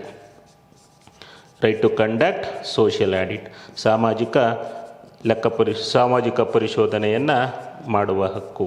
ಎಲ್ಲ ಹಕ್ಕನ್ನು ಉದ್ಯೋಗ ಖಾತ್ರಿ ಯೋಜನೆಯಲ್ಲಿ ಅಲ್ಲಿ ಏನು ದಿನಗೂಲಿ ಕಾರ್ಮಿಕರು ಇರ್ತಾರೆ ಅವ್ರಿಗೆ ನೀಡಲಾಗಿತ್ತು. ಬೇಗ ಒಂದು ಸಲ ನೋಡ್ಬಿಡೋಣ. Right to get job card or right to get employment card. ಏನು ಆ ಉದ್ಯೋಗವನ್ನು ಕೇಳ್ಕೊಂಡು ಬರ್ತಾನೆ, ಅವನು ಜಾಬ್ ಕಾರ್ಡನ್ನು ಫಸ್ಟು ತೆಗೆದುಕೋಬೇಕಾಗತ್ತೆ. ಆ ಜಾಬ್ ಕಾರ್ಡನ್ನು ಪಡ್ಕೊಳ್ಳೋದಕ್ಕೆ ಹಕ್ಕನ್ನು ಹೊಂದಿರ್ತಾನೆ. ಅವನು ಜಾಬ್ ಕಾರ್ಡ್ಗೆ ಅರ್ಜಿ ಸಲ್ಲಿಸಿದ ವಿತಿನ್ 15 ಡೇಸ್ ಪಂಚಾಯಿತಿಯವರು ಅವರಿಗೆ ಒಂದು ಜಾಬ್ ಕಾರ್ಡನ್ನು ಇಶ್ಯೂ ಮಾಡಬೇಕಾಗತ್ತೆ. ಅದೊಂದು ಡಾಕ್ಯುಮೆಂಟ್ ಆಗಿರುತ್ತೆ, ಅದನ್ನು ಕೊಡಲೇಬೇಕು. 15 ಡೇಸ್ ಒಳಗಡೆ ಕೊಡಲಿಲ್ಲ ಅಂದರೆ ಅವನು ಅಪ್ರೋಚನ್ನು ಮಾಡ್ಬೋದು. ಕಾನೂನು ಕ್ರಮವನ್ನು ಆ ಪಂಚಾಯಿತಿಗಳ ಮೇಲೆ ಅವನು ತೆಗೆದುಕೋಬೋದಾಗುತ್ತೆ. ಆಗ ಆ PDO ಅಥವಾ ಸೆಕ್ರೆಟ್ರಿ 100,000 ರೂಪೀಸ್ ಫೈನನ್ನು ಪೇ ಮಾಡಬೇಕಾಗುತ್ತೆ. Next right to demand for work. ಉದ್ಯೋಗ ಚೀಟಿಯನ್ನು ಪಡೆದ ಮೇಲೆ ಅವನು ಕೆಲಸಕ್ಕೆ ಬೇಡಿಕೆಯನ್ನು ಇಡಬೇಕು. ಕೆಲಸಕ್ಕೆ ನನಗೆ ಕೆಲಸ ಕೊಡಿ ಅಂತ ಹೇಳಿ ಅನುಷ್ಠಾನ ಸಂಸ್ಥೆಗಳ ಹತ್ರ ಅವನಿಗೆ ಕೇಳ್ಬೋದು. ಹಾಗಾಗಿ ಬೇಡಿಕೆ ಇಟ್ಟ 15 ದಿವಸದೊಳಗಡೆ ಅವನು ಕೆಲಸವನ್ನು ಪಡೆಯೋ ಹಕ್ಕನ್ನು ಹೊಂದಿರ್ತಾನೆ. And right to get work within 15 days. 15 ದಿವಸದೊಳಗಡೆ ಅವನು ಏನಾದರೂ ಕೆಲಸ ಕೊಡಲಿಲ್ಲ ಅಂದರೆ is entitle to get unemployment allowance. ಅವನಿಗೆ ನಿರುದ್ಯೋಗ ಭತ್ಯೆಯನ್ನು ಪಡೆಯುವ ಹಕ್ಕನ್ನು ಹೊಂದಿರ್ತಾನೆ. ಈಗ ಎಷ್ಟು ದಿವಸ? 100 ಮಾನವ ದಿನಗಳವರೆಗೆ ಅವನಿಗೆ ಕೆಲಸವನ್ನು ಕೊಡಬೇಕು. ಸಪೋಸ್ ಫಸ್ಟು 30 ಡೇಸ್ ಅವನಿಗೇನಾದರೂ ಎಂಪ್ಲಾಯ್ಮೆಂಟನ್ನು ಕೊಡಲಿಲ್ಲ ಅಂದರೆ ಆಗ ಅವನಿಗೆ 25% ಏನು ಅವನ ಕೂಲಿ ಇರುತ್ತೆ ಅದರಲ್ಲಿ 25% ಫಸ್ಟ್ 30 ಡೇಸ್ ಒಳಗಡೆ ನಾವು ಉದ್ಯೋಗ ಕೊಡಲಿಲ್ಲ ಅಂದರೆ ಅವನು ಅನ್ಎಂಪ್ಲಾಯ್ಮೆಂಟ್ ಅಲೋಯನ್ಸ್ ನಿರುದ್ಯೋಗ ಭತ್ಯೆಯನ್ನು ಪಡಿತಾನೆ. ನೆಕ್ಸ್ಟು 70 ಡೇಸು ಅವನಿಗೇನಾದರೂ ಕೆಲಸ ಸಿಗಲಿಲ್ಲ ಅಂತಂದರೆ 50% ಆಫ್ ದ ವೇಜ್ ಏನು ಅವನ ಕೂಲಿಯ 50ರಷ್ಟು ಅವನು ನಿರುದ್ಯೋಗ ಭತ್ಯೆಯನ್ನು ಪಡೆಯೋದಕ್ಕೆ ಅರ್ಹನಿರ್ತಾನೆ. ಟೋಟಲ್ ನಾವು 100 ಡೇಸ್ ಅಂದರೆ ಪಂಚಾಯಿತಿಗಳು 100 ಡೇಸು ಕೆಲಸ ಕೊಡಲಿಲ್ಲ ಅಂದರೆ 75% ಅವನಿಗೆ ನಿರುದ್ಯೋಗ ಭತ್ಯೆಯನ್ನು ಕೊಡಬೇಕಾಗತ್ತೆ. ಈ ನಿರುದ್ಯೋಗ ಭತ್ಯೆಯನ್ನು ಕೊಡೋದು ಯಾರು ಕೊಡಬೇಕಾಗತ್ತೆ? ಸ್ಟೇಟ್ ಗೌರ್ನಮೆಂಟ್ ವರ್ಕ್ ಆಗಿರುತ್ತೆ, ರಾಜ್ಯ ಸರ್ಕಾರದ ಅದು ಕೆಲಸ ಆಗಿರುತ್ತೆ ಅಥವಾ ರಾಜ್ಯ ಸರ್ಕಾರದ ಜವಾಬ್ದಾರಿ ಆಗಿರುತ್ತೆ. ಅಂದರೆ ಕೆಲಸ ಕೊಟ್ಟರೆ ಇಲ್ಲಿ ಈ ಕಾರ್ಯಕ್ರಮದಲ್ಲಿ 100% ವೇಜ್ MGNREGA ಶೇಕಡ 100ಕ್ಕೆ 100ರಷ್ಟು ವೇಜನ್ನು ಕೇಂದ್ರ ಸರ್ಕಾರ ಕೊಡ್ತಾ ಇತ್ತು. ಓಕೆ, ಅವ್ರು ಕೆಲಸ ಕೊಟ್ಟರೆ ವೇಜ್ ಅಂದರೆ ಕೂಲಿಯನ್ನು ದರವನ್ನು ಕೇಂದ್ರ ಸರ್ಕಾರ ಕೊಡ್ತಾ ಇತ್ತು. ಇನ್ ಕೇಸ್ ಅವ್ರು ಕೆಲಸವನ್ನು ಕೇಳಿ ಅವ್ರಿಗೇನಾದರೂ ಕೂಲಿ ಕೊಡಲಿಲ್ಲ ಅಂದರೆ ಆ ನಿರುದ್ಯೋಗ ಭತ್ಯೆ ಕೊಡೋ ಜವಾಬ್ದಾರಿ ರಾಜ್ಯ ಸರ್ಕಾರದ್ದಾಗಿತ್ತು. ಓಕೆ, ಈ ಥರ ಒಂದು ನಿರುದ್ಯೋಗ ಭತ್ಯೆಯನ್ನು ಪಡೆಯೋದಕ್ಕೆ ಅರ್ಹನಿರ್ತಾನೆ. ಅದೇ ಥರ right to make action plan. ಇಲ್ಲಿ ಪಂಚಾಯಿತಿಯವರು ಆ್ಯಕ್ಷನ್ ಪ್ಲ್ಯಾನನ್ನು ಮಾಡಲ್ಲ. ಜನರ ಸಹಭಾಗಿತ್ವದಲ್ಲಿ ಆ್ಯಕ್ಷನ್ ಪ್ಲ್ಯಾನನ್ನು ಮಾಡ್ತಾರೆ.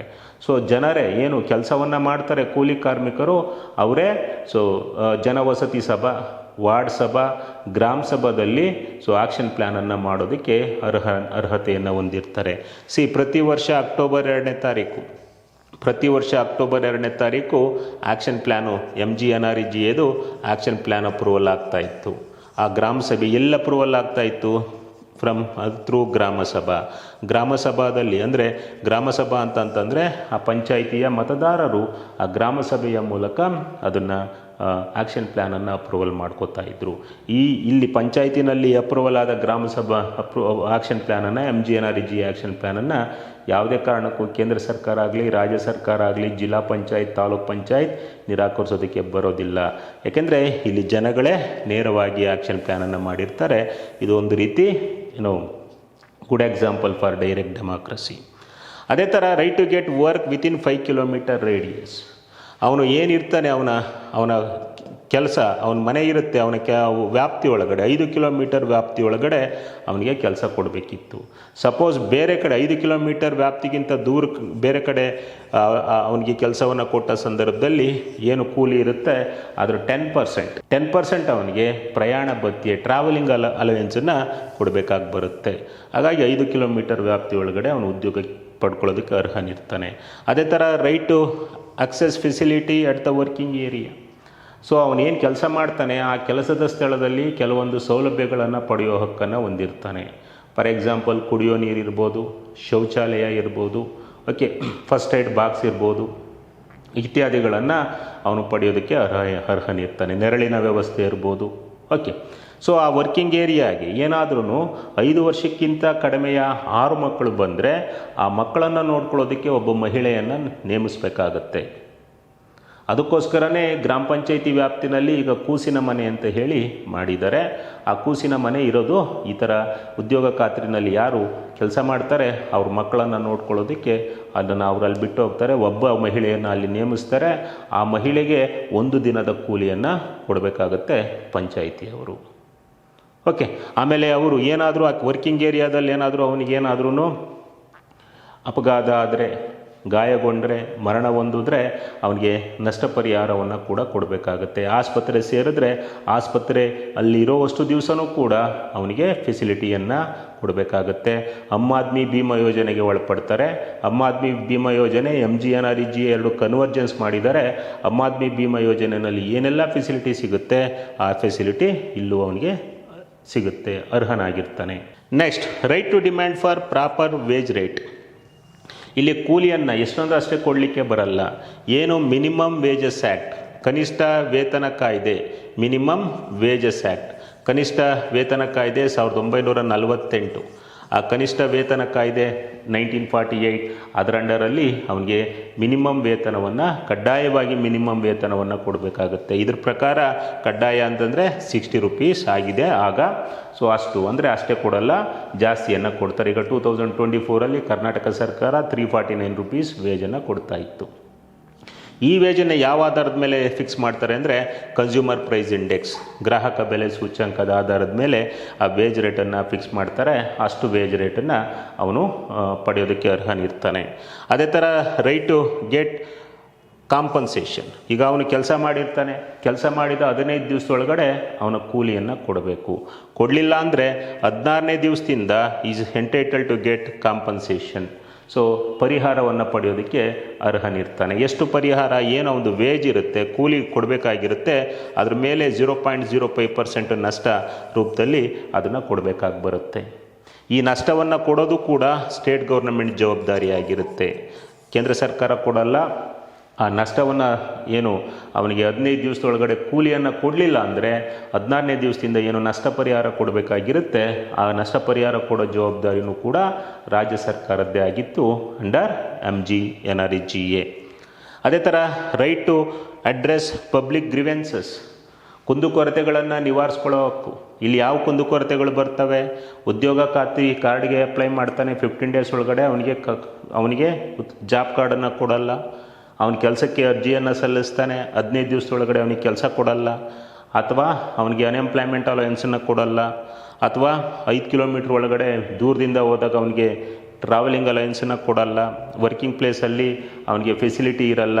ಈ ಥರ ಕುಂದುಕೊರತೆಗಳನ್ನು ನಿವಾರಿಸಲಿಕ್ಕೆ 2008-9 ಪಬ್ಲಿಕ್ ಗ್ರಿವೆನ್ಸಸ್ ರೀಡ್ರೆಸಲ್ ಅಥಾರಿಟಿ, ಸಾರ್ವಜನಿಕ ಕುಂದುಕೊರತೆ ಪ್ರಾಧಿಕಾರ, ಅಥವಾ ಅದನ್ನು ಸಿಂಪಲ್ ಆಗಿ ಪಂಚಾಯತ್ ರಾಜ್ ಓಂಬುಡ್ಸ್ಮನ್ ಅಂತ ಕರೀತಾರೆ, ಅವರನ್ನು ನೇಮಕ ಮಾಡಲಾಗಿದೆ. ಅವ್ರ ಹತ್ರ ಅವರು ಪ್ರಶ್ನೆ ಮಾಡ್ಬೋದು. ಆಗ ಅವರು ಅದನ್ನು ತನಿಖೆ ಮಾಡಿ ವರದಿಯನ್ನು ನೀಡ್ತಾರೆ. Next very important, right to conduct social audit. So ಸಾಮಾಜಿಕ ಪರಿಶೋಧನೆ, ಸೋಷಿಯಲ್ ಆಡಿಟ್ ಅನ್ನೋದು ಒಂದು ಹೊಸ ಕಾನ್ಸೆಪ್ಟು ಪಂಚಾಯಿತಿಗಳಲ್ಲಿ ಇಂಪ್ಲಿಮೆಂಟ್ ಮಾಡಿದ್ದಾರೆ. 2008ರಿಂದ ಇದನ್ನು ಇಂಪ್ಲಿಮೆಂಟ್ ಮಾಡಿದ್ದಾರೆ. ಕಳೆದ PDO ಎಕ್ಸಾಮಲ್ಲಿ ಸೋಷಿಯಲ್ ಆಡಿಟನ್ನು ಕೇಳ್ತಾರೆ. ಸೋಷಿಯಲ್ ಆಡಿಟು ಓನ್ಲಿ ಗ್ರಾಮ ಪಂಚಾಯತಿಲಿ ಮಾತ್ರ, ತಾಲೂಕು ಪಂಚಾಯತ್, ಜಿಲ್ಲಾ ಪಂಚಾಯತಿನಲ್ಲಿ ಅದು ನಡೆಯೋದಿಲ್ಲ. ಸೋಷಿಯಲ್ ಆಡಿಟ್ ಅಂತಂದರೆ ಏನು, ಗ್ರಾಮ ಪಂಚಾಯತಿಯ ಜನ ಏನು ತಾವು ಕೆಲಸ ಮಾಡಿರ್ತಾರೆ ಉದ್ಯೋಗ ಖಾತ್ರಿನಲ್ಲಿ, ಅವರ ಕೆಲಸವನ್ನು ಅವರೇ ಆಡಿಟನ್ನು ಮಾಡುವಂಥದ್ದು. ಈ ಕಡೆ ಲೆಕ್ಕಪತ್ರಗಳನ್ನು ಆಡಿಟ್ ಮಾಡ್ತಾರೆ, ಆ ಕಡೆ ಸೈಟ್ ವಿಸಿಟ್ ಮಾಡ್ತಾರೆ. ಅಂದರೆ ಎಷ್ಟು ಚೆಕ್ ಡ್ಯಾಮ್ ನಿರ್ಮಾಣ ಆಗಿದ್ದಾವೆ, ಎಷ್ಟು ಕೃಷಿ ಹೊಂಡಗಳ ನಿರ್ಮಾಣ ಆಗಿದ್ದಾವೆ, cow shed, sheep shed, so ಈ ಥರ ಏನೆಲ್ಲ ಉದ್ಯೋಗ ಖಾತ್ರಿನಲ್ಲಿ ನಿರ್ಮಾಣ ಆಗಿರ್ತವೆ ಆ ಆಡಿಟನ್ನು ಗ್ರಾಮ ಪಂಚಾಯಿತಿಯ ಅಥವಾ ಗ್ರಾಮ ಸಭೆಯ ಸದಸ್ಯರು ಆಡಿಟನ್ನು ಮಾಡೋದು ಸೋಷಿಯಲ್ ಆಡಿಟ್ ಅಂತ ಕರೀತಾರೆ. ಇದು ಒಂದು ಹೊಸ concept, confine to only to gram panchayat. ಅಂದರೆ ಸೋಷಿಯಲ್ ಆಡಿಟನ್ನು ಮಾಡೋ ಹಕ್ಕನ್ನು ಕೂಡ ಅವನು ಹೊಂದಿರುತ್ತಾನೆ. ಸೊ ಇವೆಲ್ಲ ರೈಟ್ಸನ್ನು 10 ರೈಟ್ಸನ್ನು ಕೊಟ್ಟಿದೆ MGNREGA.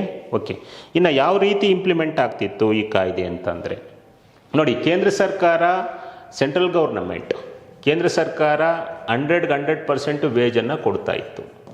100ಕ್ಕೆ 100ರಷ್ಟು ವೇಜನ್ನು ಕೇಂದ್ರ ಸರ್ಕಾರ ಕೊಡ್ತಾ ಇತ್ತು. ಕೂಲಿ ದರ ಅಂತ ಏನಿತ್ತು, ಉದ್ಯೋಗ ಖಾತ್ರಿನಲ್ಲಿ ಕೂಲಿ ದರ ಏನು ಕನ್ಸ್ಯೂಮರ್ ಪ್ರೈಸ್ ಇಂಡೆಕ್ಸ್ ಮೇಲೆ ಒಂದು ನಿಗದಿ ಮಾಡಿ ಪ್ರತಿ ವರ್ಷ ಏಪ್ರಿಲ್ ತಿಂಗಳಲ್ಲಿ ಕೂಲಿ ದರನ ಕೇಂದ್ರ ಸರ್ಕಾರ ಪ್ರಕಟಿಸ್ತಿತ್ತು.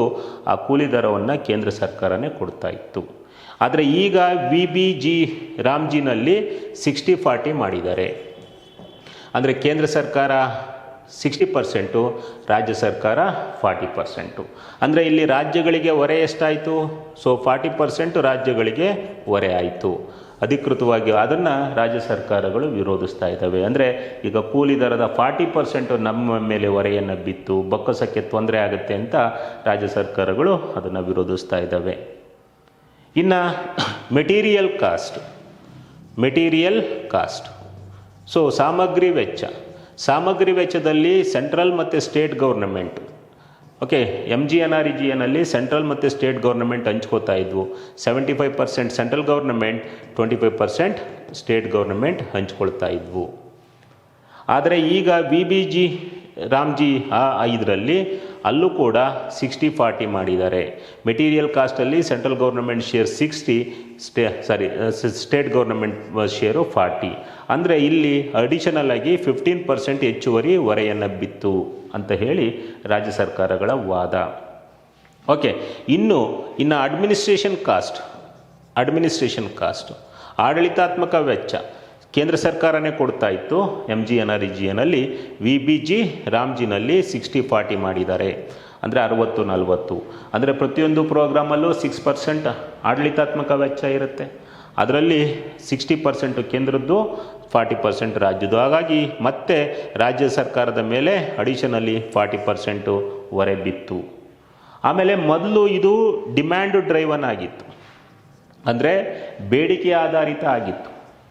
ಅಂದರೆ ಈಗ ಕರ್ನಾಟಕ ರಾಜ್ಯ ಸರ್ಕಾರ ಜಾಸ್ತಿ ಉದ್ಯೋಗ ಖಾತ್ರಿನಲ್ಲಿ ಜಾಸ್ತಿ ಕೆಲಸ ಮಾಡಿದ್ರೆ ಕೇಂದ್ರದಿಂದ ಜಾಸ್ತಿ ಹಣ ಬರ್ತಾ ಇತ್ತು. ಈಗ ಆಂಧ್ರ ಕಡಿಮೆ ಕೆಲಸ ಮಾಡಿದ್ರೆ ಕಡಿಮೆ ಅಮೌಂಟು ಅವ್ರಿಗೆ ಹೋಗ್ತಾ ಇತ್ತು. ಯಾವ ರಾಜ್ಯದಲ್ಲಿ ಜಾಸ್ತಿ ಉದ್ಯೋಗ ಖಾತ್ರಿ ಕೆಲಸ ಮಾಡಿಸ್ತಾರೆ ಆ ರಾಜ್ಯಗಳಿಗೆ ಜಾಸ್ತಿ ಹೋಗ್ತಾ ಇತ್ತು. ಅದು ಬೇಡಿಕೆ, ಡಿಮ್ಯಾಂಡ್ ಬೇಸ್ಡ್ ಆಗಿತ್ತು. ಆದರೆ ಈಗ ಇದೊಂಥರ ಸಪ್ಲೈ ಬೇಸ್ಡ್ ಆಗಿದೆ, ಸಪ್ಲೈ ಡ್ರೈವನ್. ಅಂದರೆ ಈಗ ಕೇಂದ್ರ ಸರ್ಕಾರ ಏನು ಮಾಡುತ್ತೆ, ಇಂದಿನ ಪ್ರೋಗ್ರಾಮ್ಗಳಂತೆ ಎಲ್ಲ ರಾಜ್ಯಗಳಿಗೂ ಇಷ್ಟಿಷ್ಟು ಅಂತ ಹಂಚಿಬಿಡುತ್ತೆ. ಓಕೆ, ಅದು ಒಂದು ಇದು. ನೆಕ್ಸ್ಟು ಕಾಂಪನ್ಸೇಷನ್ ಅಥವಾ unemployment alliance. So unemployment allowance, ನಿರುದ್ಯೋಗ ಭತ್ಯೆ MGNREGA 100% ಸ್ಟೇಟ್ ಗೌರ್ನಮೆಂಟೇ ಪೇ ಮಾಡಬೇಕಾಗಿತ್ತು. ಈಗಲೂ ಕೂಡ VBG ರಾಮ್ಜಿನಲ್ಲೂ ಕೂಡ ಸ್ಟೇಟ್ ಗೌರ್ನಮೆಂಟೇ ನಿರುದ್ಯೋಗ ಭತ್ಯೆಯನ್ನು ಕೊಡಬೇಕು. ಅಂದರೆ ಅವ್ನು ಕೆಲಸ ಕೇಳ್ತಾನೆ, 15 ದಿವಸದೊಳಗಡೆ ಕೆಲಸ ಕೊಡಲಿಲ್ಲ ಅಂದರೆ ನಿರುದ್ಯೋಗ ಭತ್ಯೆನ ಅಲ್ಲೂ ಕೂಡ ರಾಜ್ಯ ಸರ್ಕಾರದ ಜವಾಬ್ದಾರಿಯಾಗಿತ್ತು, ಇಲ್ಲೂ ಕೂಡ ರಾಜ್ಯ ಸರ್ಕಾರದ ಜವಾಬ್ದಾರಿಯಾಗಿತ್ತು. ನೆಕ್ಸ್ಟು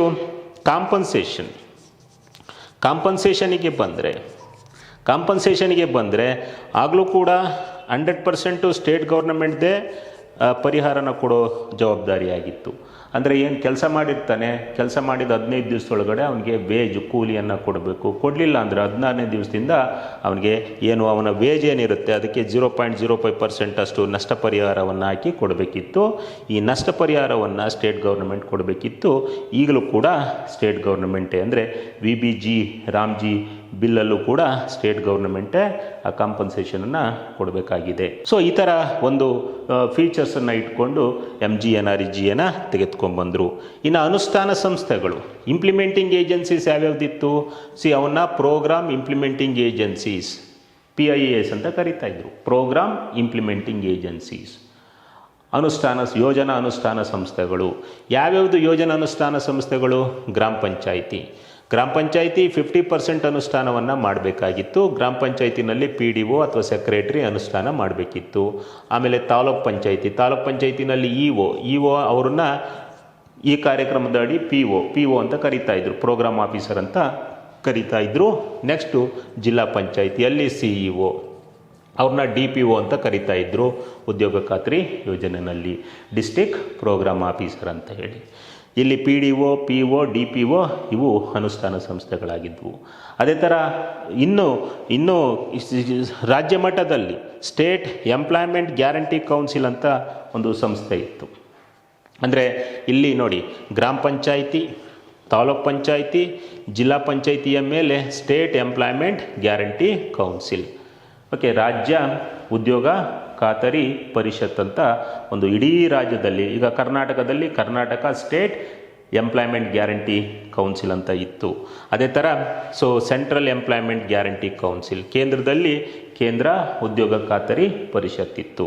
ಅಂದರೆ ಗ್ರಾಮ panchayat, taluk panchayat, zilla panchayat, state employment guarantee council, central employment guarantee council ಇವು ಅನುಷ್ಠಾನ ಸಂಸ್ಥೆಗಳಾಗಿದ್ವು. ಇದರಲ್ಲಿ ಸ್ವಲ್ಪ ಬದಲಾವಣೆಯನ್ನು ಮಾಡಿದ್ದಾರೆ. ಗ್ರಾಮ ಪಂಚಾಯತಿನಲ್ಲಿ ಇಲ್ಲಿ ಗ್ರಾಮ panchayat, taluk panchayat, zilla panchayat as it is ಇದ್ದಾವೆ. ಈಗ VBG ರಾಮ್ಜಿ ರಾಮ್ಜಿ ಬಿಲ್ಲಲ್ಲಿ ಇಲ್ಲಿ ನೋಡಿ ಸ್ಟೇಟ್ ಲೆವೆಲಲ್ಲಿ ಸ್ಟೇಟ್ ಎಂಪ್ಲಾಯ್ಮೆಂಟ್ ಗ್ಯಾರಂಟಿ ಕೌನ್ಸಿಲ್ ಅಂತ ಏನಿತ್ತು, ಅದ್ರ ಜೊತೆಗೆ ಇನ್ನೊಂದು ಸಂಸ್ಥೆಯನ್ನು ಇಲ್ಲಿ ಸ್ಥಾಪನೆ ಮಾಡಿದ್ದಾರೆ. ಸ್ಟೇಟ್ ಲೆವೆಲ್ ಸ್ಟೀರಿಂಗ್ ಕಮಿಟಿ ಅಂತ ಹೇಳಿ ಅದನ್ನು ನೇಮಕ ಮಾಡಿದ್ದಾರೆ. VBG ರಾಮ್ಜಿ ಬಿಲ್ಲಲ್ಲಿ ಸ್ಟೇಟ್ ಎಂಪ್ಲಾಯ್ಮೆಂಟ್ ಗ್ಯಾರಂಟಿ ಕೌನ್ಸಿಲು ಇದೆ, ಅದ್ರ ಜೊತೆಗೆ ಸ್ಟೇಟ್ ಲೆವೆಲ್ ಸ್ಟೀರಿಂಗ್ ಕಮಿಟಿ ಅಂತ ಒಂದು ಮಂಡಳಿಯನ್ನು ರಚನೆ ಮಾಡಿದ್ದಾರೆ. ಅದೇ ಥರ VBG ರಾಮ್ಜಿ ಬಿಲ್ಲಲ್ಲಿ ಸೆಂಟ್ರಲ್ ಎಂಪ್ಲಾಯ್ಮೆಂಟ್ ಗ್ಯಾರಂಟಿ ಕೌನ್ಸಿಲ್ ಇದೆ, ಅದ್ರ ಜೊತೆಗೆ central level steering committee, central level steering committee ಅಂತ ಹೇಳಿ ಕೇಂದ್ರದಲ್ಲಿ ಒಂದನ್ನು ರಚನೆ ಮಾಡಿದ್ದಾರೆ. ಇನ್ನು ಫಂಡ್ ಯಾವ ಥರ ಬಿಡುಗಡೆ ಆಗ್ತಾ ಇತ್ತು ಅಂದರೆ ನೋಡಿ, ಕೇಂದ್ರ ಸರ್ಕಾರ ಸೆಂಟ್ರಲ್ ಗೌರ್ನಮೆಂಟು ರೂರಲ್ ಅಗ್ರಿಕಲ್ಚರಲ್ ಮಿನಿಸ್ಟ್ರಿಗೆ, ಅಂದರೆ ಏನು ನಮ್ಮ RDPR ಮಿನಿಸ್ಟ್ರಿ ಅಂತ ಕರೀತಾರೆ, agricultural and rural development ministry, ಕೃಷಿ ಮತ್ತು ಗ್ರಾಮೀಣ ಅಭಿವೃದ್ಧಿ ಸಚಿವಾಲಯ ಅಂತ ಏನಿದೆ ಆ ಸಚಿವಾಲಯಕ್ಕೆ ಬಿಡುಗಡೆ ಮಾಡ್ತಾ ಇತ್ತು. ಅಲ್ಲಿಂದ 2 ಫಂಡ್ಗಳನ್ನು ಕ್ರಿಯೇಟ್ ಮಾಡಾಗಿದ್ರು. 2 ಅಂತಂದರೆ ಸೆಂಟ್ರಲ್ ಎಂಪ್ಲಾಯ್ಮೆಂಟ್ ಗ್ಯಾರಂಟಿ ಫಂಡ್. ಈ ಉದ್ಯೋಗ ಖಾತ್ರಿ ಯೋಜನೆಗೆ ಸಂಬಂಧಪಟ್ಟಂತೆ ಕೇಂದ್ರ ಸರ್ಕಾರ ಕೇಂದ್ರ ಉದ್ಯೋಗ ಖಾತರಿ ನಿಧಿ ಅಂತ ಒಂದು ನಿಧಿಯನ್ನು ಸ್ಥಾಪಿಸಿತ್ತು. ಆ ಅಗ್ರಿಕಲ್ಚರಲ್ ಮಿನಿಸ್ಟ್ರಿಯಿಂದ ಸೆಂಟ್ರಲ್ ಎಂಪ್ಲಾಯ್ಮೆಂಟ್ ಗ್ಯಾರಂಟಿ ಫಂಡ್ಗೆ ರಿಲೀಸ್ ಆಗ್ತಿತ್ತು, ಅಲ್ಲಿಂದ ಸ್ಟೇಟ್ ಎಂಪ್ಲಾಯ್ಮೆಂಟ್ ಗ್ಯಾರಂಟಿ ಫಂಡ್ಗೆ ದುಡ್ಡು ರಿಲೀಸ್ ಆಗ್ತಾ ಇತ್ತು. ಅಲ್ಲಿಂದ ಜಿಲ್ಲಾ ಪಂಚಾಯತಿಯಿಂದ TP ಗ್ರಾಮ ಪಂಚಾಯತಿಗಳಿಗೆ ದುಡ್ಡು ಅಮೌಂಟು ರಿಲೀಸ್ ಆಗ್ತಿತ್ತು. ವರ್ಷಕ್ಕೆ 2 ಬಾರಿ ರಿಲೀಸ್ ಆಗ್ತಿತ್ತು. ಏಪ್ರಿಲ್ 7ನೇ ತಾರೀಕು ಮತ್ತು ಸೆಪ್ಟೆಂಬರ್ ತಿಂಗಳಲ್ಲಿ ಉದ್ಯೋಗ ಖಾತ್ರಿ ದುಡ್ಡು ರಿಲೀಸ್ ಆಗ್ತಿತ್ತು. ಈ ಥರ ಒಂದು ಸ್ಟ್ರಕ್ಚರ್ನ ಇಟ್ಕೊಂಡು MGNREGA ಅಂದರೆ ಗ್ರಾಮೀಣ ಭಾಗದ ಯಾರು ದೈಹಿಕ ಕುಶಲ ಕೆಲಸವನ್ನು ಮಾಡೋದಕ್ಕೆ ಇಚ್ಛೆ ಪಡ್ತಾರೆ ಅವ್ರಿಗೆ ಕೆಲಸ ಕೊಡಬೇಕು ಅಂತ ಹೇಳಿ ಒಂದು ಯೋಜನೆಯನ್ನು ಪ್ರಾರಂಭ ಮಾಡಿದರು. ಆಮೇಲೆ ಇದು ಎಲ್ಲರನ್ನ ಒಳಗೊಳ್ಳುತ್ತೆ. ಗ್ರಾಮೀಣ ಭಾಗದ ಏನು ಅಲ್ಲಿ ಬಡವ ಶ್ರೀಮಂತ ಅಂತ ಬರಲ್ಲ, ಯಾರು ದೈಹಿಕ ಕುಶಲ ಕೆಲಸವನ್ನು ಮಾಡೋದಕ್ಕೆ ಇಚ್ಛೆ ಪಡ್ತಾರೆ ಅವರು ಯಾರು ಅರ್ಜಿಯನ್ನು ಹಾಕ್ತಾರೆ ಅವ್ರಿಗೆ ಕೆಲಸ ಕೊಡಬೇಕು.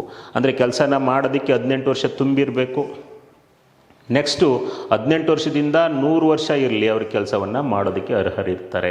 ಈವನ್ ಹಿರಿಯ ನಾಗರಿಕರು 60 ವರ್ಷ 70 ವರ್ಷ 80 ವರ್ಷದವರು ಕೂಡ ಕೆಲಸನ ಮಾಡೋದಕ್ಕೆ ಅರ್ಹರಿರ್ತಾರೆ. ಅಂದರೆ ಇಲ್ಲಿ ಹಿರಿಯ ನಾಗರಿಕರಿರ್ಬೋದು ಮತ್ತು ಅಂಗವಿಕಲರು ಕೂಡ ಅರ್ಹರಿರ್ತಾರೆ. ಅಂದರೆ ಅವರ ಸಾಮರ್ಥ್ಯಕ್ಕೆ ತಕ್ಕಂತೆ ಪಂಚಾಯಿತಿಗಳು ಕೆಲಸವನ್ನು ಕೊಡಬೇಕಾಗತ್ತೆ. ಅದೇ ಥರ ಮಹಿಳೆಯರಿಗೆ 1/3 ರಿಸರ್ವೇಷನ್ ಏನು ಅನುದಾನ ಇರುತ್ತೆ, ಅದರಲ್ಲಿ 1/3 ಮಹಿಳೆಯರಿಗೆ ಮೀಸಲಾಗಿಡಬೇಕಾಗಿತ್ತು. ಇದೊಂಥರ ಸೋಷಿಯಲ್ ಜಸ್ಟಿಸ್. ಅದೇ ಥರ ಹಿರಿಯ ನಾಗರಿಕರಿಗೆ, ಅಂಗವಿಕಲರಿಗೆ ಅವರ ಸಾಮರ್ಥ್ಯಕ್ಕೆ ತಕ್ಕಂತೆ ಕೆಲಸವನ್ನು ಕೊಡಬೇಕಿತ್ತು. ಈವನ್ ಬಾಣಂತಿಯರು ಕೂಡ ಓಕೆ, ಆ ಪ್ರೆಗ್ನೆನ್ಸಿ ವುಮೆನ್ನು ಕೂಡ ಅವ್ರಿಗೂ ಕೂಡ ಕೆಲಸದಲ್ಲಿ ರಿಯಾಯಿತಿ ಕೊಟ್ಟು ಕೆಲಸವನ್ನು ಕೊಡೋದಕ್ಕೆ ಅವರು ತಗೊಳ್ಳೋದಕ್ಕೆ ಅರ್ಹರಿರ್ತಿದ್ರು. ಇಂಥ ಒಂದು MGNREGA ಆ್ಯಕ್ಟನ್ನು 2006ರಲ್ಲಿ ತೆಗೆದುಕೊಂಡ್ಬರ್ತಾರೆ. ಇನ್ನು ಈ 20 ವರ್ಷದ ಅವಧಿನಲ್ಲಿ ಎಷ್ಟು MGNREGAಗೆ ಸ್ಪೆಂಡ್ ಮಾಡಿದ್ದಾರೆ ಅಂತ ಅಂದರೆ, ಫಸ್ಟು 2006 ಜಾರಿಗೆ ಬರುತ್ತೆ. 2006ಇಂದ 2014 ಏನು ಕಾಂಗ್ರೆಸ್ ಸರ್ಕಾರ ಇತ್ತು, ಆ ಕಾಂಗ್ರೆಸ್ ಸರ್ಕಾರದ ಅವಧಿನಲ್ಲಿ MGNREGAಗೆ ಎಷ್ಟು ಸ್ಪೆಂಡ್ ಮಾಡಿದ್ದಾರೆ ಅಂತಂದರೆ 2,13,220,000 ಓಕೆ ಅಷ್ಟು ದುಡ್ಡನ್ನು, ಕ್ರೋರ್ ಓಕೆ 2.13 crore ಓಕೆ 2,13,220,000 ಅಷ್ಟು ದುಡ್ಡನ್ನು ಕೇಂದ್ರ ಸರ್ಕಾರ ಅಂದರೆ ಕಾಂಗ್ರೆಸ್ ಸರ್ಕಾರ ಇದಕ್ಕೆ ಯೋಜನೆಗೆ ಕೊಟ್ಟಿತ್ತು.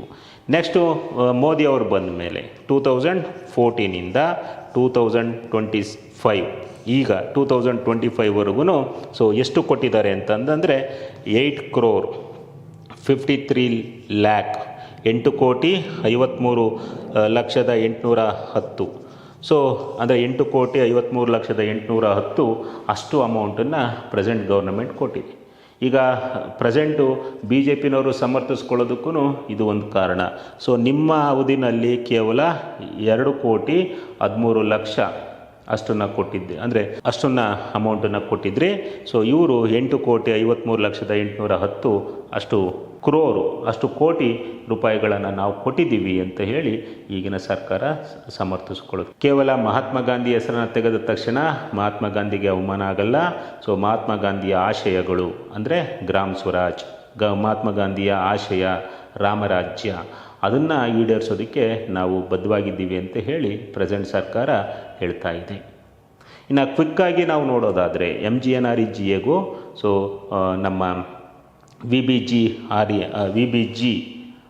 ಓಕೆ RAM ರಾಮ್ಜಿ ಬಿಲ್ಗೂ ಒಂದು ಕಂಪ್ಯಾರಿಸನನ್ನು ನಾವು ನೋಡೋದಾದರೆ ನೋಡಿ, VBG Viksit Bharat guarantee for Rozgar and Ajeevika mission bill, ಈ ಬಿಲ್ಲನ್ನು ಫೀಚರ್ಸನ್ನು ನಾವು ನೋಡೋದಾದರೆ ಈಗ MGNREGAದನ್ನು ನಾವು ನೋಡಿದ್ವಿ.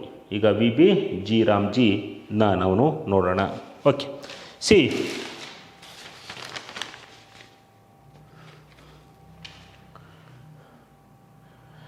VBG ರಾಮ್ಜಿ ಬಿಲ್ ಅಥವಾ ಆ್ಯಕ್ಟ್ನ ಒಂದು ಫೀಚರ್ಸನ್ನು ನಾವು ನೋಡೋದಾದರೆ this act aim to provide 125 mandates. ಅಂದರೆ 1 ವರ್ಷಕ್ಕೆ ಪರ್ ಆ್ಯನಮ್, 1 ವರ್ಷಕ್ಕೆ ಅಥವಾ ಪರ್ ಇಯರ್ 1 ವರ್ಷಕ್ಕೆ ಏನು ಗ್ರಾಮೀಣ ಭಾಗದ ಜನರಿಗೆ 125 ಮಾನವ ದಿನಗಳ ಉದ್ಯೋಗ ಕೊಡೋ ಒಂದು ಆಶಯವನ್ನು ಅದು ಹೊಂದಿದೆ. ಉದ್ಯೋಗ ಖಾತ್ರಿ MGNREGAದು 100 days. ಕನಿಷ್ಠ 100 ದಿನಗಳ ಉದ್ಯೋಗ ಕೊಡೋದು ಅದರ ಉದ್ದೇಶ ಆಗಿತ್ತು. ಇದು ಕನಿಷ್ಠ 125 ದಿನಗಳ ಉದ್ಯೋಗ ಖಾತರಿಯನ್ನು ಇದು ಒದಗಿಸುತ್ತೆ. ಕಡ್ಡಾಯವಾಗಿ ನಾವು ಕನಿಷ್ಠ 125 ದಿವಸ ಕೊಡ್ತೀವಿ, ಅಂದರೆ ಪ್ಲಸ್ 25 ದಿವಸ ಜಾಸ್ತಿ ಆಯಿತು. ಇದು ಕೇಂದ್ರ ಸರ್ಕಾರದ ವಾದ. ಓಕೆ ಈ ಒಂದು ವಾದವನ್ನು ಅವ್ರು ಇಟ್ಕೊಳ್ತಾರೆ. ಅಂದರೆ ನಾವಿನ್ನು 25 ದಿವಸ ಎಕ್ಸ್ಟ್ರಾ ವರ್ಕನ್ನು ಮಿನಿಮಮ್ ಗ್ಯಾರಂಟಿಯನ್ನು ಕೊಡ್ತಾ ಇದ್ದೀವಿ. ಈ ಮಿನಿಮಮ್ ಗ್ಯಾರಂಟಿಯನ್ನು ಎಲ್ಲಿವರೆಗೂ ಕೊಡ್ತಾ ಇದ್ದೀವಿ? 2026ಇಂದ 2047, ಅಂದರೆ ನೆಕ್ಸ್ಟು 2047ವರೆಗೂ, ಅಂದರೆ 21 years, ಮುಂದಿನ 22 ವರ್ಷಗಳ ಕಾಲ. ಯಾಕೆಂದರೆ ವಿಕಸಿತ ಭಾರತ್ ಮಿಷನ್ ಅಟ್ಟು 2047, ವಿಕಸಿತ ಭಾರತ ಮಿಷನ್ನ ಧ್ಯೇಯ 2047ಕ್ಕೆ ಭಾರತವನ್ನು ಅಭಿವೃದ್ಧಿ ಹೊಂದಿದ ದೇಶ ಅಂತ ಘೋಷಣೆ ಮಾಡೋದಾಗಿದೆ. ಹಾಗಾಗಿ ಅಲ್ಲಿಯವರೆಗೆ ನೆಕ್ಸ್ಟು 21 ವರ್ಷ ಅಥವಾ 2047ರವರೆಗೆ ಕನಿಷ್ಠ ಮಿನಿಮಮ್ ಓಕೆ 125 ಮ್ಯಾನ್ ಡೇಸ್ ಉದ್ಯೋಗವನ್ನು ನಾವು ಖಾತರಿಪಡಿಸ್ತಾ ಇದ್ದೀವಿ ಅಂತ ಸೊ ಈ ಕೇಂದ್ರ ಸರ್ಕಾರ ಹೇಳ್ತಾ ಇದೆ, ಅಷ್ಟು ವರ್ಷಗಳ ಕಾಲ ಮಿನಿಮಮ್ ಆಗಿ. ಅದೇ ಥರ ಸೊ ಇದು and also declared plan holiday, ಯೋಜನೆಯ ಅವಧಿ ರಜಾವನ್ನು ಕೂಡ ಇಲ್ಲಿ ಮಾಡಿದ್ದಾರೆ. ಇದು ಒಂದು ಒಳ್ಳೆ ಡೆವಲಪ್ಮೆಂಟು. ಉದ್ಯೋಗ ಖಾತ್ರಿ MGNREGA 365 ದಿವಸಗಳು ಕೂಡ ಅವರಿಗೆ ಕೆಲಸವನ್ನು ಕೊಡ್ಬೋದಿತ್ತು. ಯಾವ ಗ್ರಾಮೀಣ ಕುಟುಂಬ ಇದೆ ಅವರಿಗೆ 365 ದಿವಸನೂ ಕೆಲಸ ತೆಗೆದುಕೊಳ್ಳೋದಕ್ಕೆ ಅರ್ಹರಿರ್ತಿದ್ರು. ಆದರೆ ಇಲ್ಲಿ 60 ಡೇಸ್ ಪ್ಲ್ಯಾನ್ ಹಾಲಿಡೇಯನ್ನು ಮಾಡಿದ್ದಾರೆ. 60 ದಿವಸ ಯೋಜನೆಗೆ ರಜೆಯನ್ನು ಘೋಷಿಸಲಾಗುತ್ತೆ ಒಂದು ವರ್ಷದಲ್ಲಿ. ಆ ರಜೆ ಘೋಷೋಧಿಕಾರ ಸ್ಟೇಟ್ ಗೌರ್ನಮೆಂಟ್ಗೆ ಬಿಟ್ಟಿತ್ತು. ಯಾವಾಗ? During rainy season. So rainy season ಅಂದರೆ ಮಳೆಗಾಲದ ಅವಧಿನಲ್ಲಿ ಅಥವಾ ಹಾರ್ವೆಸ್ಟಿಂಗ್ ಸೀಸನ್. ಸೊ ಮುಂಗಾರು ಅಂತ ಏನು ಕರಿತೀವಿ, ಮುಂಗಾರು ಸಂದರ್ಭದಲ್ಲಿ ಏನು ಜೂನಿಂದ ಸೆಪ್ಟೆಂಬರ್ವರೆಗೂ ಮುಂಗಾರು ಇರುತ್ತೆ, ಆ ಟೈಮಲ್ಲಿ ಉದ್ಯೋಗ ಖಾತ್ರಿ ಅಥವಾ VBG ರಾಮ್ಜಿ ಬಿಲ್ಲು ಅನುಷ್ಠಾನ ಆ ಯೋಜನೆ ಅನುಷ್ಠಾನ ಆಗೋದಿಲ್ಲ. ಅದು ಪ್ಲ್ಯಾನ್ ಹಾಲಿಡೇ.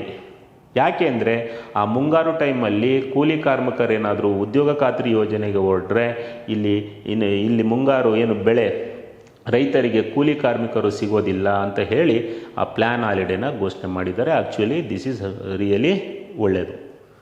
ಓಕೆ, ಕೂಲಿ ಕಾರ್ಮಿಕರು ಸಿಗ್ತಾ ಇರಲ್ಲ, ಹಾಗಾಗಿ ಸೊ ಆ ಕೂಲಿ ಕಾರ್ಮಿಕರು ಹೋಗಬೇಕು ಅನ್ನೋ ದೃಷ್ಟಿಯಿಂದ ಪ್ಲ್ಯಾನ್ ಹಾಲಿಡೇನ ಘೋಷಣೆ ಮಾಡಿದ್ದಾರೆ. ಅದು ಒಂದು ಒಳ್ಳೆಯದು. ಅದೇ ಥರ ಇದರಲ್ಲೂ ಕೂಡ implementing agencies panchayat Raj institutions, panchayat Raj ಸಂಸ್ಥೆಗಳೇ ಇದು VBG ರಾಮ್ಜಿ ಬಿಲ್ಲಲ್ಲೂ ಕೂಡ ಅವು ಇಂಪ್ಲಿಮೆಂಟಿಂಗ್ ಏಜೆನ್ಸಿ ಅಂದರೆ ಗ್ರಾಮ ಪಂಚಾಯತ್, ತಾಲೂಕ್ ಪಂಚಾಯತ್, ಜಿಲ್ಲಾ ಪಂಚಾಯತ್.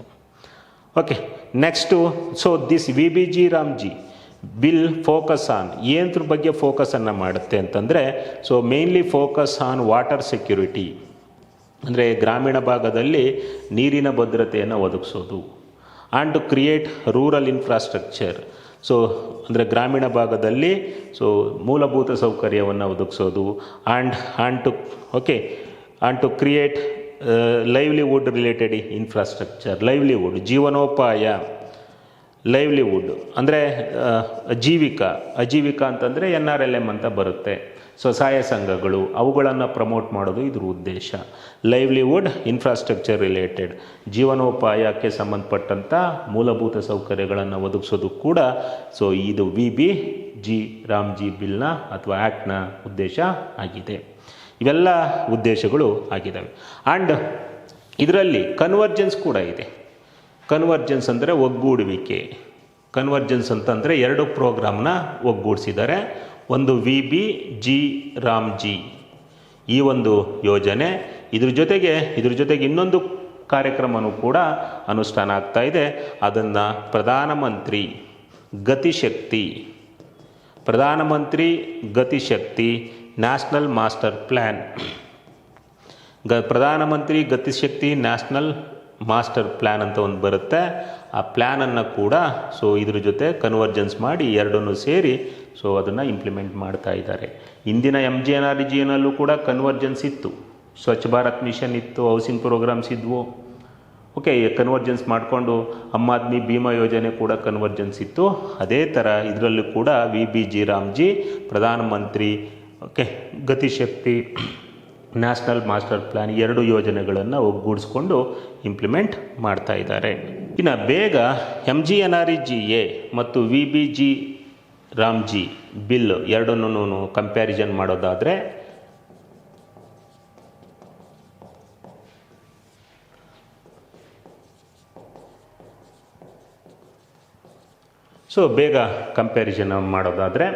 ಸೊ ಇಲ್ಲಿ ಸಾಮ್ಯತೆಯೂ ಇದೆ, ಅಸಾಮ್ಯತೆಯೂ ಇದೆ.